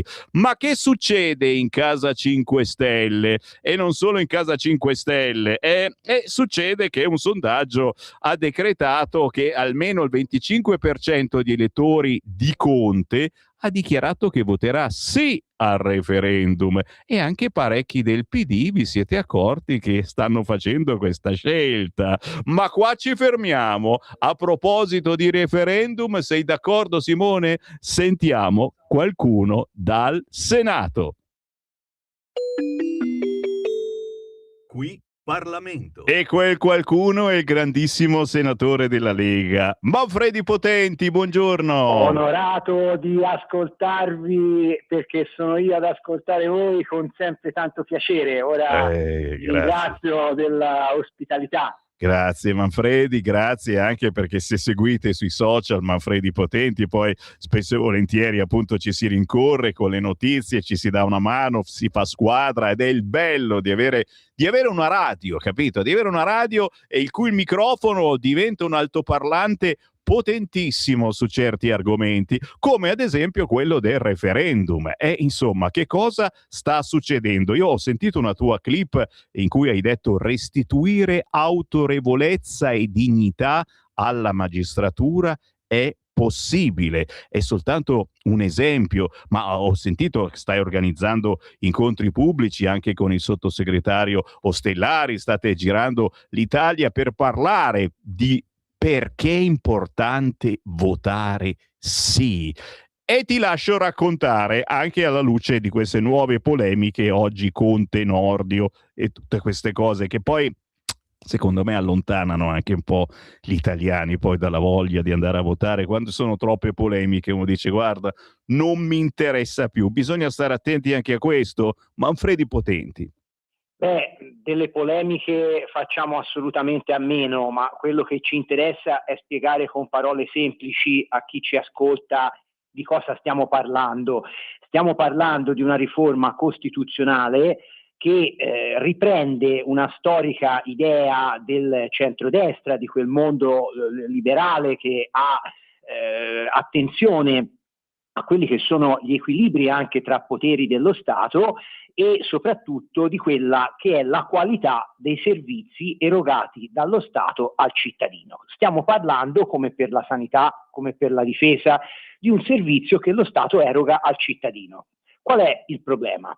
Il problema storico è che questo potere, quello giudiziario, ha una rilevanza importante sulla quotidianità di tutti i cittadini, perché qualunque giudice può limitare la libertà personale, può limitare l'utilizzo e la disponibilità di beni, può determinare cambiamenti nella composizione del nucleo familiare, per esempio prendendo dei bambini e affidandoli ai servizi sociali o a chissà quali strutture. Quindi perché questo potere è così di interesse, e lo è stato per molti anni, di una parte politica che è la sinistra, che attraverso le correnti ha cercato di influire, di determinare il funzionamento alterando il normale principio che risponde a delle regole codicistiche, a delle regole anche di natura costituzionale. La sinistra ha cercato di cambiare e di alterare ad esempio la progressione delle carriere, scegliendo dei soggetti non per meriti che dovevano andare a rivestire figure apicali della magistratura, ma le ha scelti per la migliore propensione a servire alcuni, diciamo, argomenti e alcune parti delle correnti politiche, perché evidentemente questo potere è appetibile per chi si trova a comandare la cosa pubblica senza avere il consenso dei cittadini. Questo è sempre accaduto con la sinistra, che è arrivata al governo del paese, salvo una volta, e con degli archivi, già lasciamo perdere gli archibugi che hanno inventato in quell'unica occasione, ma per saldarsi sul potere devono controllare quelle che sono le strutture deputate a erogare servizi.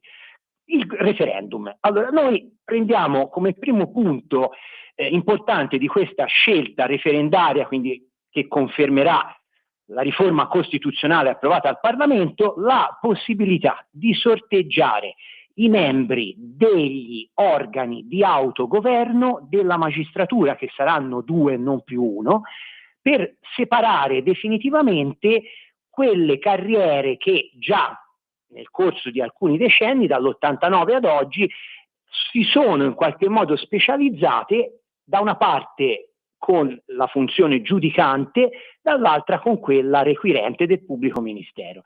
Noi andiamo a creare quindi la condizione affinché coloro i quali si troveranno a dover decidere, ad esempio, di una promozione di un magistrato, di una questione disciplinare e dell'autogoverno della magistratura, siano soggetti non scelti attraverso un'elezione interna perché facevano comodo per portare avanti delle posizioni politiche all'interno della magistratura, ma perché siano soggetti che comunque in maniera anche casuale possano venire in qualche modo opzionati e scelti per gestire l'amministrazione della giustizia senza le interferenze di chi fino ad oggi ne ha condizionato la elezione e la nomina. Poi noi facciamo una cosa fondamentale, andiamo a rendere in qualche modo autonomi due distinte funzioni, quella del giudice e quella del pubblico ministero. Perché? Perché il giudice deve essere terzo. Chi entra in un'aula di giustizia deve sentirsi tranquillo di sapere di avere davanti a sé un soggetto che lo giudicherà libero e scevro da qualunque condizionamento, come fino ad oggi è stato, soprattutto per il fatto che il pubblico ministero è anche lui un dipendente dello Stato, è anche lui un magistrato, ha fatto lo stesso concorso del giudice, si trova spesso in qualche modo anche in ambienti, chiamiamoli lavorativi, a stretto contatto col giudice, e questo spesso e volentieri ha determinato una sorta, chiamiamolo, di condizionamento ambientale sulle decisioni che invece il giudice deve poter prendere in totale autonomia rispetto a chi l'accusa, la coltiva e la porta avanti. Quindi andiamo a riformare. Dopo tantissimi anni, perché si parla di una riforma del processo accusatorio introdotta nel 1989. Da quell'anno lì in poi il pubblico ministero ha smesso di sedere allo stesso banco del giudice. Quando uno entrava nell'aula di giustizia, prima dell'89, si sarebbe trovato davanti un plotone d'esecuzione, dove davanti aveva tutti i rappresentanti dello Stato, pubblico ministero, giudice, cancelliere, che di fatto avevano la percezione di aver davanti a sé non un imputato, ma un suddito ribelle. Questo è il concetto del processo inquisitorio, che derivava da retaggi talmente antichi da risalire ai tempi dell'Inquisizione.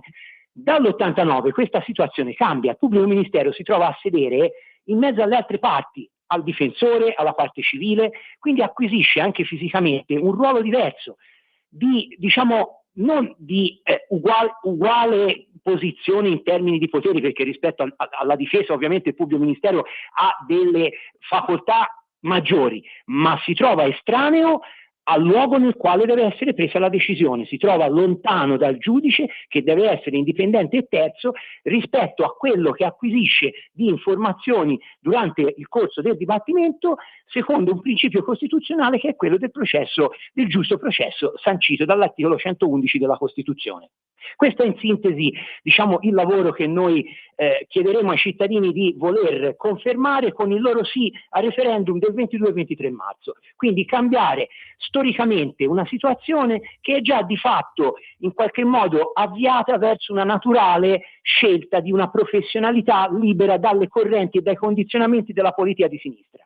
E queste sono le informazioni, ma anche le sensazioni. Ha reso bene Manfredi Potenti, determinate sensazioni che fino adesso si potevano provare se si andava sotto certi giudici. Cerchiamo di cambiare, cerchiamo di maturare e soprattutto di aggiornarci andando e votare sì il 22-23 marzo per il referendum sulla giustizia. Manfredi Potenti, è stato davvero un piacere. Buon lavoro e alla prossima. Mio. Grazie a tutti. Qui Parlamento. Stai ascoltando Radio Libertà. la tua voce libera, senza filtri né censura. La tua radio.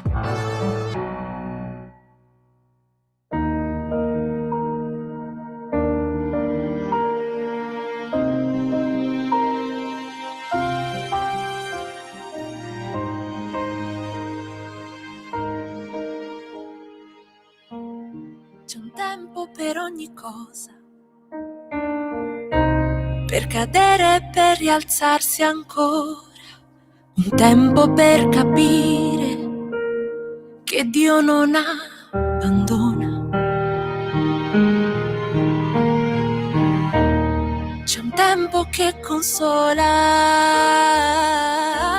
che ferisce, che perdona. Non rimandare un gesto, un abbraccio o una mano ancora. La sua parola è come pioggia, è che scende, ci dà vita e non cadrà mai a vuoto. Sarà la tua riuscita, perché il tempo passa in fretta, ma Dio resta sempre con te. L'eternità comincia adesso, nel battito del tempo c'è la mano di Dio stesso.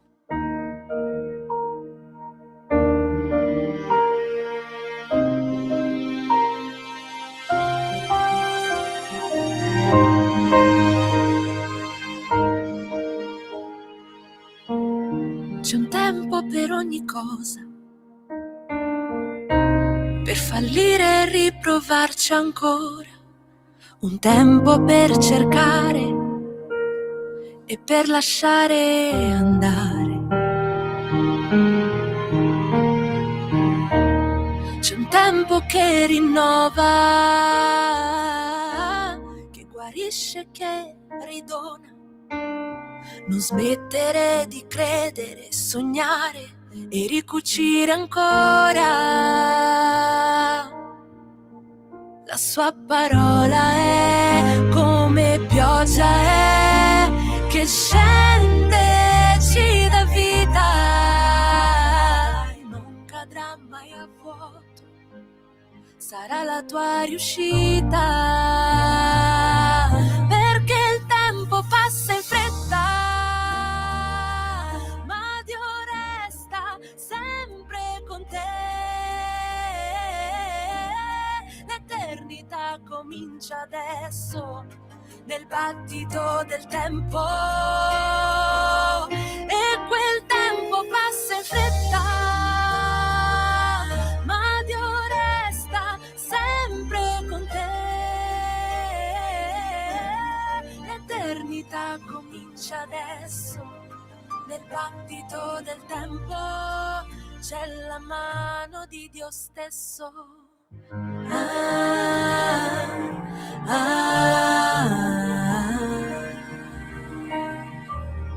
Nel battito del tempo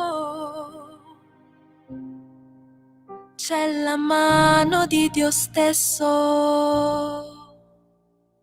E mentre Sanremo trasmette porcherie, eccolo qua, Sammy Varine, che ogni giovedì mattina alle 9 trasmette solo Christian Music.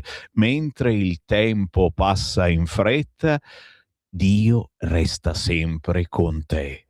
Queste sono meditazioni che facciamo la mattina del giovedì e ci piace, in questo caso con Amanda. Questo pezzo si intitola Coelet, è l'Ecclesiaste, colui che raduna, un testo contenuto nella Bibbia ebraica e cristiana, che è anche il titolo del terzo album di questa artista brasiliana che fa Christian Music. Si chiama Amanda e il pezzo Coelet lo trovate facilmente su tutti gli store digitali e anche su YouTube con un bel video. Il buongiorno si sente dal Varin, buongiorno a tutti voi che ci avete appena acceso, a voi che mi state guardando su Facebook, su YouTube, magari il pomeriggio, la sera, per vedere quali sono i principi del giorno che Radio Libertà mette sul tavolo per cominciare bene la giornata. Ma ci sono tantissimi WhatsApp al 340 6709 659. Avete sentito la canzoncina che dice sì al referendum sulla giustizia? Qualcuno chiede che venga trasmessa anche al pomeriggio, ma la trasmettiamo certamente, ma siete in tantissimi a richiederla sul vostro telefonino. Se la volete, io ve la do. Scrivete un messaggino con scritto "La voglio", la canzoncina, al 340 6709 659 e io in mattinata la farò comparire sul vostro cellulare. Intanto però, vedi, ho cincischiato, adesso devo correre perché sono in ritardissimo con la rassegna stampa, porco d'un cane. Io vorrei fare solo telefonate in diretta, capisci? Cioè, farei una trasmissione solo di telefonate in diretta per sentirvi, e non lo posso fare perché devo leggere un po' di giornali e mi pagano per fare la rassegna stampa. Porco cane, porco cane. Il giornale, Emanuele Orsini oggi a tutto campo, signori, il capo di Confindustria, che parla delle sfide dell'industria. La competitività deve stare al centro. Un piano nazionale per l'energia e la crescita del paese potrà decollare. Per il presidente di Confindustria, oggi sul quotidiano Il Giornale, la sfida decisiva è investire per non perdere la vocazione produttiva. Le imprese chiedono una strategia di lungo periodo per rafforzare lo sviluppo e l'occupazione. Doppio paginone intitolato "Scommessa per l'Italia" sul quotidiano Il Giornale. Bisogna mantenere la manifattura nell'Eurozona per non rinunciare al welfare. Fonti energetiche, serve tutto, dalle rinnovabili al nucleare di nuova generazione, perché i consumi raddoppieranno. Il Mezzogiorno, se cresce il Sud, cresce tutta la nazione. Il modello ZES va esteso su tutto il territorio. Retribuzioni, salari più alti aumentando la produttività, puntando su infrastrutture e innovazione, non per decreto. Così il doppio paginone che parla con Confindustria. Siamo a pagina 8 del quotidiano Il Giornale, anche questa è una segnalazione interessante, l'intervista con Luca Ricolfi che ci dice: la sinistra è conservatrice, il no lascia le cose come stanno. Il sociologo progressista voterà sì. Schlein vuole bonificare i riformisti e si parla di storture. Durata eccessiva dei processi, toghe politicizzate, mancano norme antirecidiva.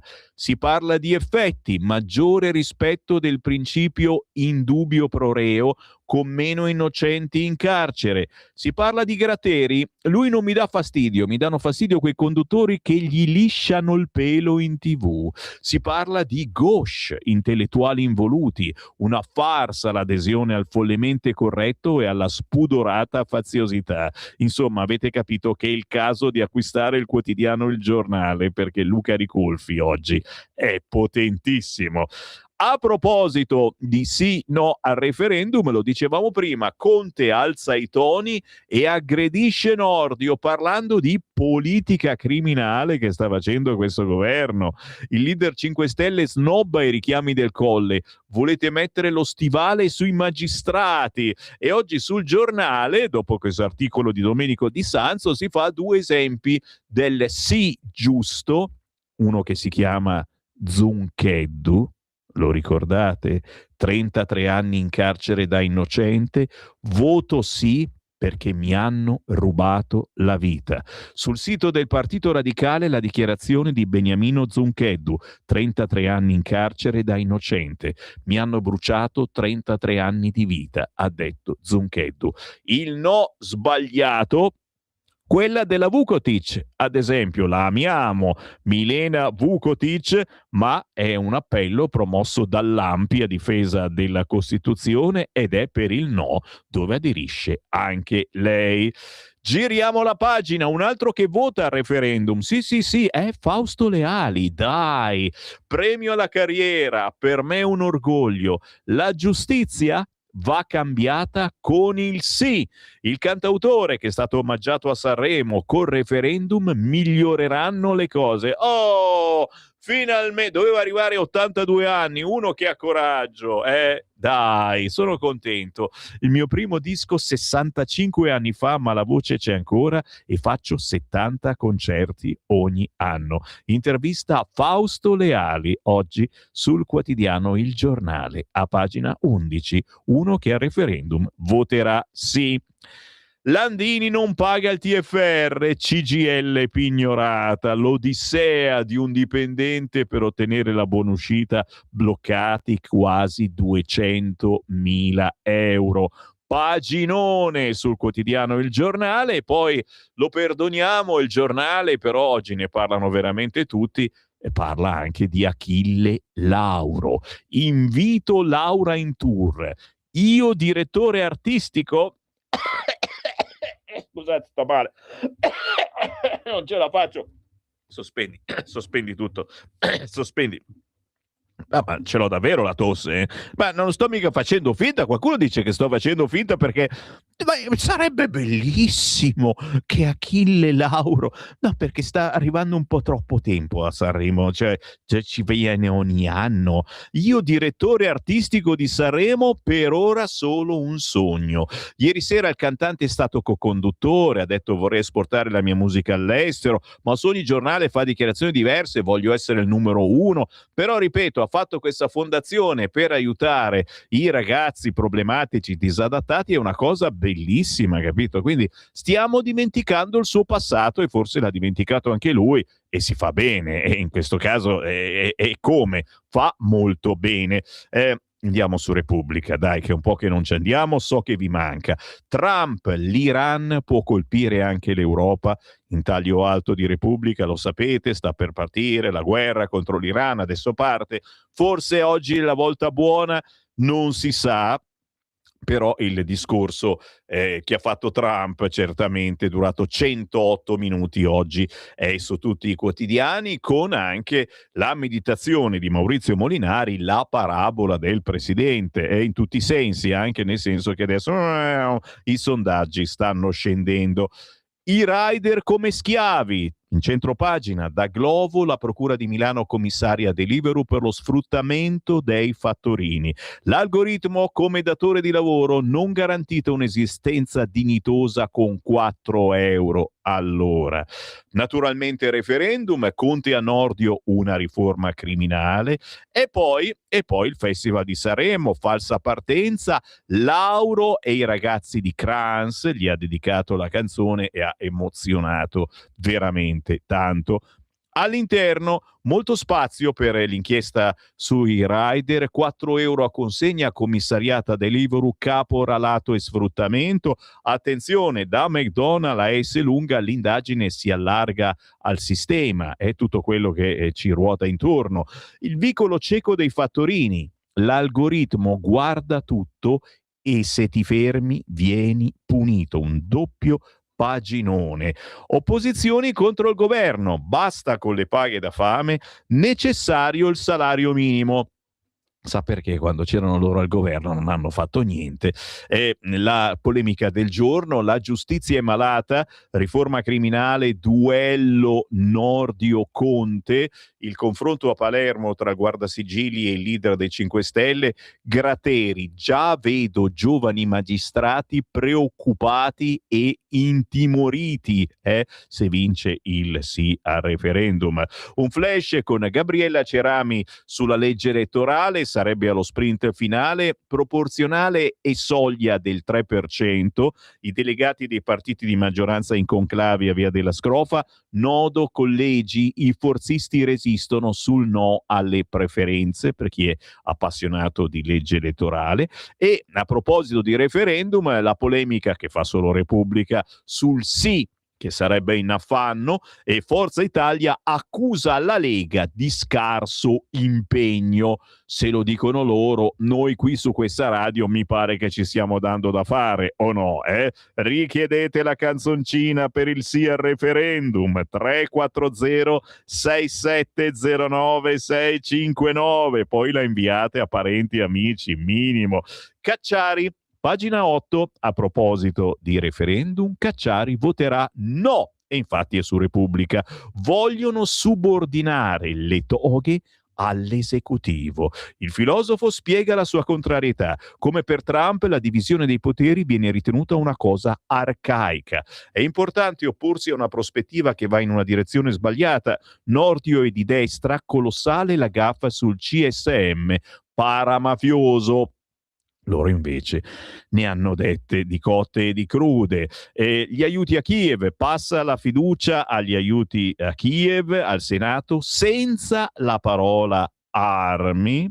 E poi naturalmente la gente è cinturrino, la gente resta in carcere, metodi intimidatori e continua a mentire. Rogoredo, cinturino davanti al jeep, nega le estorsioni ai pusher e attacca i colleghi che lo accusano dicendo da loro sono solo infamità.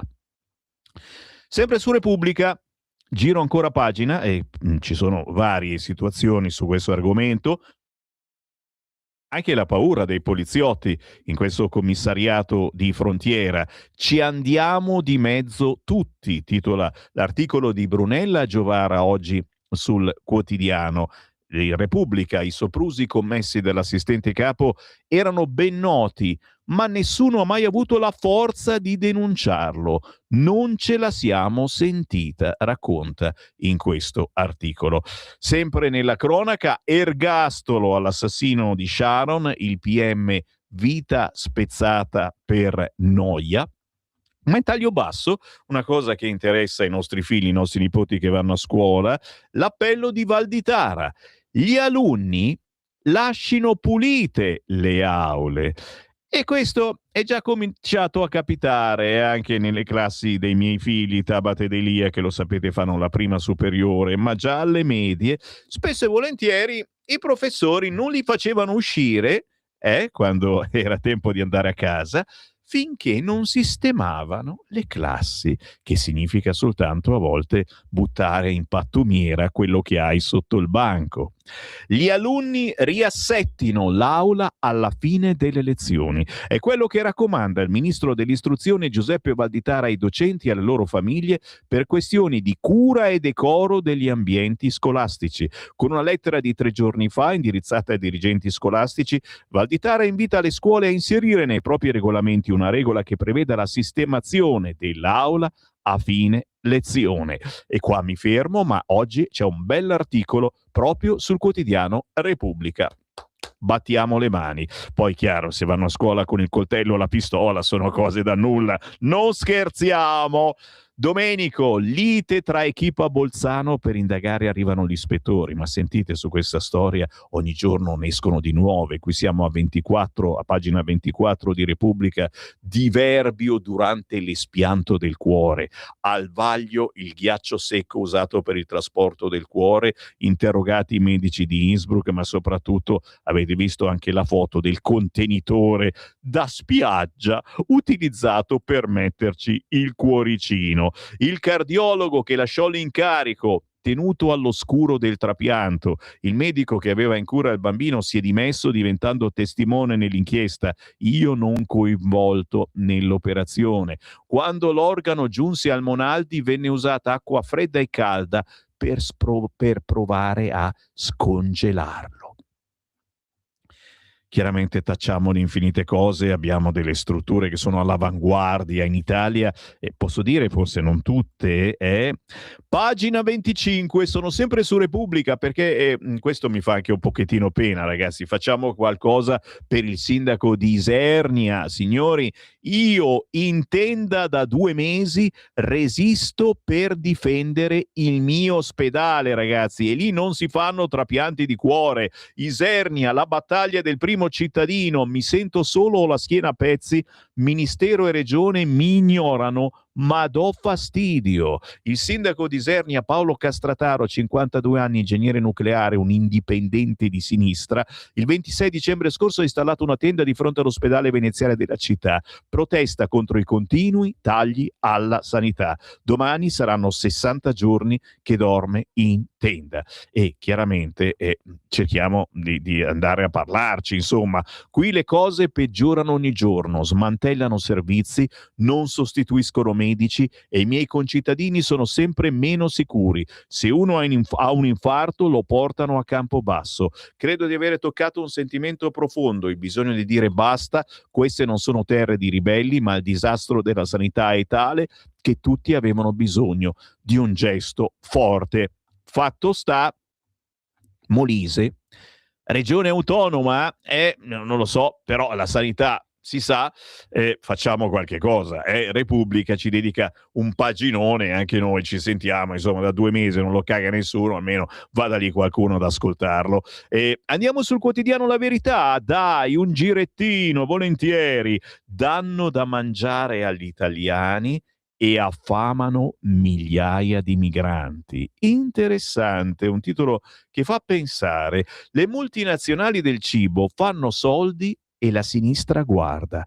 Dopo Glovo, la Procura di Milano mette sotto controllo giudiziario anche Deliveroo, accusato di sfruttare gli schiavi del sabato sera con paghe infime. Questi sono i frutti avvelenati dell'accoglienza a tutti i costi. Sempre in prima pagina sulla Verità, il caso Epstein, Caputi il braccio destro di Clinton e Obama, e poi la beffa del PNRR, blocca il taglio delle tasse. Con l'aumento dei tassi, gli interessi da pagare sui prestiti ottenuti dall'Unione Europea dai governi Conte e Draghi sfiorano i 3 miliardi l'anno, ovvero il costo dell'ultima sforbiciata IRPEF. Il tutto per progetti non decisi da noi.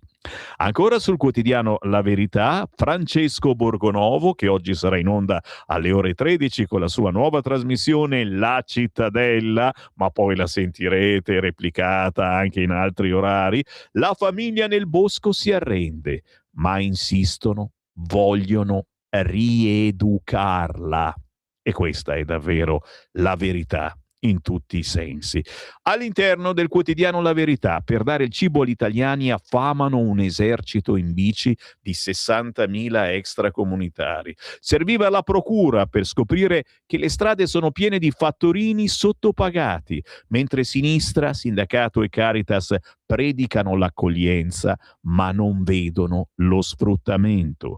Cortei pro-Palestina ogni weekend e nessuno che protesti per questi disperati. Ordinando la pizza creiamo altri poveri, frutto avvelenato del sistema economico. Bella la meditazione di quest'oggi, lo trovate facilmente, il quotidiano La Verità in tutte le edicole, e in questo caso a scriverlo è Maurizio Belpietro. Dopo Glovo nel mirino Deliveroo, ma anche Esselunga e McDonald's, tutto quello che ci ruota intorno. Il PD, qui si ritorna indietro nel tempo, a pagina 4, ma è una cosettina che ricordiamo spesso sulle nostre frequenze. Il Partito Democratico voleva l'autonomia con l'ok della Schlein. Il 28 aprile 2022 l'allora governatore dell'Emilia-Romagna Bonaccini, oggi presidente del PD, in un discorso al Consiglio regionale rivendicava maggiori poteri su sanità e altre materie. Alla seduta partecipava anche Elli, all'epoca assessore. Bravo Giuliano Zulin, che lo ricorda in un paginone oggi sul quotidiano La Verità. La denuncia: certi ministeri fanno fanno muro contro le nostre richieste ragionevoli. Cos'è cambiato? All'epoca la sinistra era al governo, oggi sta all'opposizione. Ecco la differenza per cui l'autonomia non la vogliono più. Dai ricoveri ai distributori di snack, ospedale di Napoli nelle mani dei clan. Maxi operazione della DDA contro la cosca camorristica dei Contini, 4 arresti, 3 affiliati e l'avvocato cassiere, 76 indagati, tra i quali 5 pubblici ufficiali, controllavano tutto dalle ambulanze ai referti. La Svizzera che valuta le vittime di Kranz 54.000 euro l'una. Per Berna è un contributo di solidarietà alle famiglie. Per noi sembra veramente una paghetta. Intanto apro le linee, chi ci segue in diretta, dai, chi vuole parlare con me? 0292947222, facciamo in tempo a sentire qualcuno. Ricordandovi che a pagina 9 della Verità si parla dei Trevaillon, la famiglia nel bosco, cedono. Gli assistenti sociali sono vicini alla meta, rieducare la famiglia. Respinta la ricusazione della professionista giudicata ostile, papà Nathan si piega, il cuore non è cambiato, ma la testa sì. Un'amara considerazione di Francesco Borgonovo, che sicuramente verrà ripetuta anche nella sua trasmissione oggi alle 13. Quaresima e Ramadan non si equivalgono, scrive a pagina 10 Silvana De Mari. Periodi limitati di astinenza dal cibo possono attivare meccanismi cellulari benefici per l'organismo. La Quaresima. È il caso, ad esempio, del digiuno cristiano che anticipa il Natale o la Pasqua, ma nel mondo musulmano non è così. Si è obbligati alla disidratazione. Ma allora hanno ragione maestre, professori, presidi che dicono non interroghiamo più i musulmani a scuola in questo periodo. Oh cavolo! Nell'Islam tale pratica esula dalla sfera religiosa, è un fatto di società. Sì, che è un fatto appunto anche ormai della nostra società. Ancora una segnalazione a proposito di queste argomentazioni. Sappiate che i bengalesi adesso vogliono la loro moschea. Presentato il progetto nel veneziano, iniziano le pulizie del sito, ma dalla Lega Cisint alza il muro, pronti a bloccare i lavori. I lavori di sgombero dell'area dell'ex segheria Rosso di via Giustizia a Mestre, da anni ritrovo di tossicodipendenti e senza tetto, sono iniziati alla grande, operazione pulizia di circa 8.000 metri quadrati, dove al posto di edifici fatiscenti dovrebbe sorgere una grande moschea. È il sogno della comunità islamica bengalese che, messo mano al portafoglio, sta finanziando i lavori in attesa che possa esserci una variante di destinazione d'uso della zona, da commerciale a luogo di culto, e che ci sia il parere favorevole delle ferrovie per la vicinanza alla linea ferroviaria. Capito? Ci puliscono, ma facciamola anche al boschetto di Rogoredo, una bella moschea. Ok, ora mi zittisco e parlate voi. 0292947222. Pronto? Buongiorno signor Semmi di Getta. Buongiorno. Allora invece io parlo di Olimpiadi perché ci siamo già dimenticati tutti quanti. È vero. E grazie anche a Salvini. Allora, secondo me però grande successo per tutta l'Italia. Come penso la maggioranza degli italiani, signor Semmi, a parte i bastian contrari di professione, non posso che essere felice per i risultati dell'Olimpiade. A parte gli atleti, tutto è andato alla perfezione. Organizzatori straordinari, penso io, come del resto i volontari e le forze dell'ordine. Cibo, anche questo c'è da mettere in considerazione, che ha letteralmente preso per la gola tutti i partecipanti. Noi siamo, signor Semmi, un popolo senz'altro confusionario, spesso polemico, ma in questa occasione è spuntata la parte migliore dell'Italia, che se vuole è insuperabile. Allora, viva la Padania, signor Semmi, e scusi se lo ripeto, io sto aspettando invece l'autonomia. La saluto e buona giornata. Grazie cara, l'abbiamo sibilato in questi giorni che il successo di queste Olimpiadi è un successo dell'autonomia delle regioni del nord. Scherzo, perché poi questi turisti, questa gente che è arrivata in Italia si è sparsa da tutte le parti a visitare il nostro bellissimo paese. Restate in attesa, è 0292947222, vi ricordo però a pagina 11 questo titolo è bellissimo. Il poliziotto killer merita la galera, perché i martellatori di Torino no? Pisani avvia la destituzione dell'agente che ha ucciso il pusher a Rogoredo e avverte un fatto gravissimo, ma la magistratura continua a usare i guanti di velluto con chi manganella gli uomini delle forze dell'ordine. Signori, titolo da sventolare in faccia al vostro vicino di casa comunista, basta che non si arrabbi, perché quelli, lo sai, dopo un po' si incazzano e te menano. Infine, sulla Verità, pagina 22, nelle lettere, è bellissima anche questa lettera, probabilmente una nostra ascoltatrice, Maria Vittoria Pozzoli, che scrive a Giordano: ho sentito dire Meloni e Salvini devono chiedere scusa per Rogoredo, ma cosa c'entrano loro? A proposito, ma questo boschetto non si potrebbe abbattere? Vi chiedo ancora un minuto di attesa, vi leggo 2 righe. Il boschetto, cara Maria Vittoria, risponde Mario Giordano, andava raso al suolo tempo fa. Evidentemente non è stato fatto perché c'erano troppe persone, poliziotti compresi, che da quel boschetto traevano ingenti guadagni illeciti. Tutto si spiega, ma adesso mi hanno davvero rotto quelli che continuano a pretendere assurde scuse. Ma di che cosa ci si dovrebbe scusare? Di aver avuto fiducia della polizia? Di essere dalla parte delle forze dell'ordine? Di credere alla versione di chi veste la divisa? E che cosa dovremmo fare d'ora in avanti? Credere ai delinquenti? Schierarci con i criminali? Dubitare di ogni atto di ogni poliziotto? Cosa dobbiamo fare la prossima volta che un agente ferroviario ferma uno spacciatore? Denunciare il medesimo poliziotto? Chiedere che sia aperta un'inchiesta per sequestro di persona? Capisco l'esigenza di strumentalizzare un brutto episodio per fomentare la caccia alle forze dell'ordine, ma si sta esagerando. Ieri su Repubblica Michele Serra scriveva con somma ipocrisia che dirsi dalla parte delle forze dell'ordine è come dirsi a favore della salute. Gliela suggerisca a quelli che scendono in piazza ogni giorno gridando «Tout le monde déteste la police» e ai suoi amici di sinistra che sono al loro fianco. 0292947222. Chi c'è in linea? Pronto? Sono io. Quella, ciao. Ciao, scusa, ma senza polemiche, caro Semmi, non ho capito se le linee sono aperte o se si continua con la rassegna stampa, perché io credo che ci siano anche moltissimi altri ascoltatori che avrebbero piacere di intervenire. Hai ragione. Vabbè, comunque, brevemente, allora, stamattina c'è stato un bellissimo WhatsApp di un ascoltatore che con una grande gentilezza, stile e soprattutto competenza si è permesso di muovere una piccola critica a Salvini, cosa che mi pare che in questo momento non si possa fare anche in maniera critica e soprattutto competente. Gli è stato risposto con il solito discorso che si mette bla bla bla. Comunque questo è il primo punto che posso fare. Il secondo, mi sarebbe piaciuto parlare con quel rappresentante che si chiama come me Marco della Lega, un politico, che l'altro giorno parlava di aiuti umanitari all'Ucraina. Ma scusate, non ho capito, aiuti umanitari o c'è sotto anche qualche cosa riguardo l'aspetto bellico? Perché mi pare che anche la Lega da questo punto di vista si sia italianizzata e tricolorata molto, perché dice una cosa poi sotto non si sa che cos'è. Allora sta cazzo di Ucraina con quel delinquente di Zelensky in testa, gli diamo ancora le armi? Grazie carissimo, sei stato chiarissimo carissimo.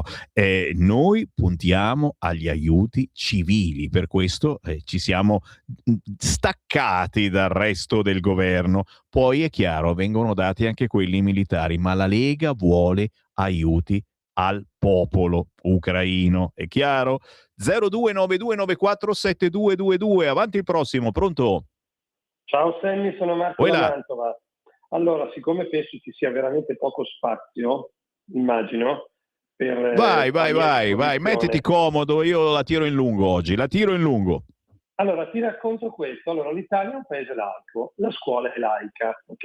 Infatti tirano via i crocifissi dalle aule, fanno sparire i presepi e tutto il resto. Niente canzoncine di Natale in molte scuole, eppure ci sono le scuole che chiudono per il Ramadan. Ti racconto una cosa, ormai da qualche mattina mi capita spesso di vedere le mammine arabe o comunque musulmane che portano i figlioletti a scuola, all'asilo, e li hanno già indottrinati da piccoli, perché tu vedi il bambinetto intorno ai 5-6 anni che cammina davanti e la mamma e magari la sorellina che cammina dietro, ma non me ne è capitato solamente una o due di vederle, ormai sono diverse, molte di esse hanno addirittura la faccia coperta con solo gli occhi fuori. Questo non accadeva 15 o 20 anni fa, e non perché ce n'erano di meno, semplicemente perché evidentemente adesso è arrivato un ordine di scuderia. Ragazzi, siamo messi male. Ciao Sammy, grazie. Grazie per averci rovinato la giornata. Ancora una telefonata, pronto? Pronto? E chi si sente? Pronto, ciao Sammy. Come la Lisetta, tu hai vinto le Olimpiadi del giornalismo. Slalom gigante, speciale, libera. Non preoccupati, sei l'unico che tiene su proprio, che lotta, che sveglia le persone. È inutile lamentarci, no? Siamo in due almeno.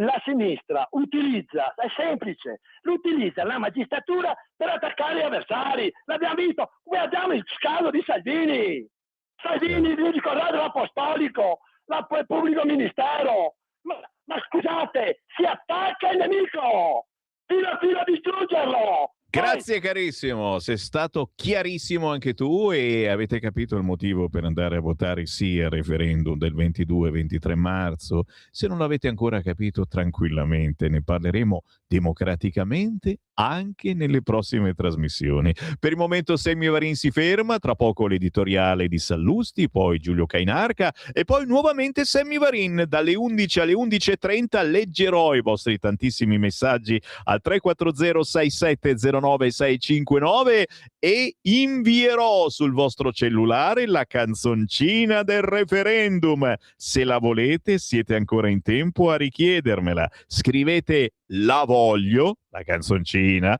al 340 6709 659. A più tardi.